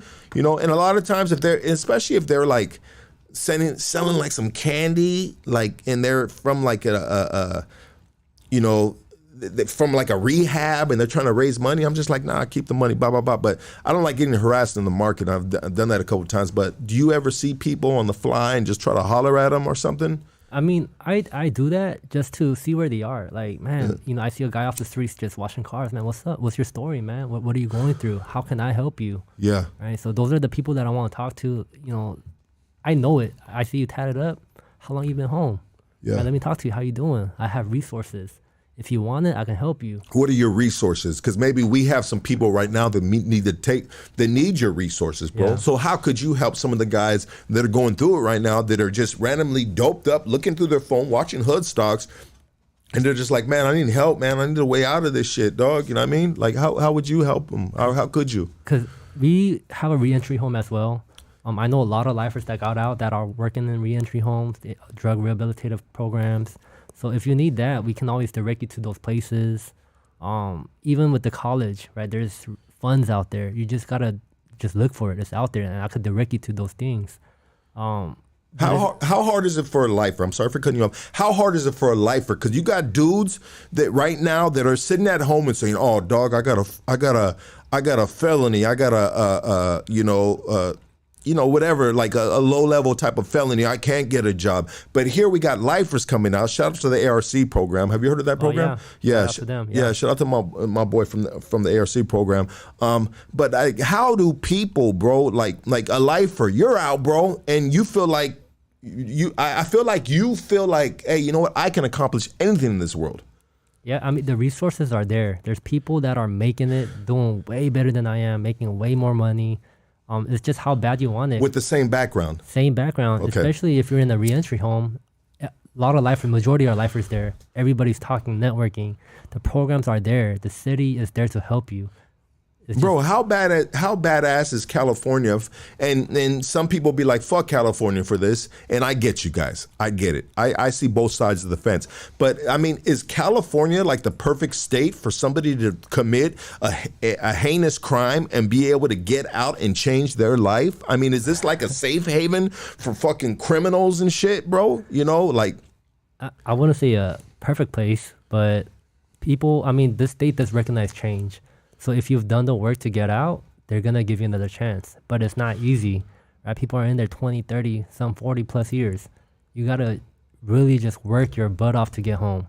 So as much as people think outside looking in, not everybody is getting out. Not everybody's getting out. You got to put in the work in the prison system to get out, Yeah. bro. Like some people don't want to say it, but you did everything you had to do in there to get out. Yeah, everything. You got to go through the parole board, the psychiatrist, the governor's team, the governor's approval. It's just very meticulous. So every lifer you see out here, we're not just out here because we're out. We're out here because we've done the work. We're out here because we're not dangerous to society anymore. We've got vetted through the psychiatrist, so many different processes. So, you got some lifers. I see some channels talking a good one. No, you're out here because you've done the work, because you're accountable. You're trustworthy now. You built some trust within the system, and the trust that you built is all on paper. Yeah. Accomplishments. Would you say a BA, an AA, an AA first, then a BA, and so on and so forth. Everything else. I mean, does the CDCR now, right? Used to be just CDC. Now it's CDCR rehabilitation. I mean, do they have that many programs going on right now for dudes to better themselves? On the lower yards, for sure. I don't know about the level 4s. They're starting to bring it in, but the lower yards, for sure, there's programs. Absolutely. Yeah. A lot of rehabilitation programs. Oh, yeah. And what would you say the percentages, bro? And I'm not trying to keep you here too long, bro, but these are just legit questions. What do you think the percentages of inmates or convicts, whatever you guys identify with, that are in there? Because some dudes are inmates, and then you got the professionals that are convicts, right? There's a difference, right? You know what I mean?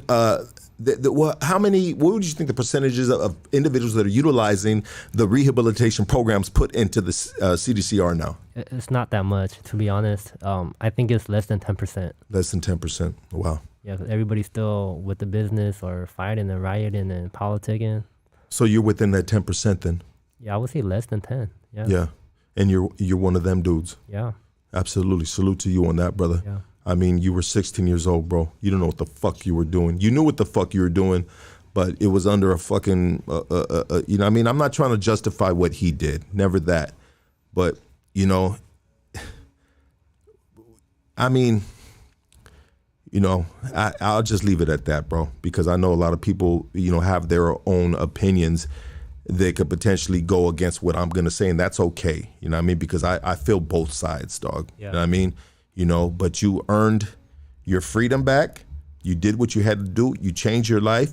Now you got your freedom. You're continuing your course. You're staying the course on what you started in there, and you're doing what you got to do. I mean, if you do get sent to Korea, what are you going to do in Korea?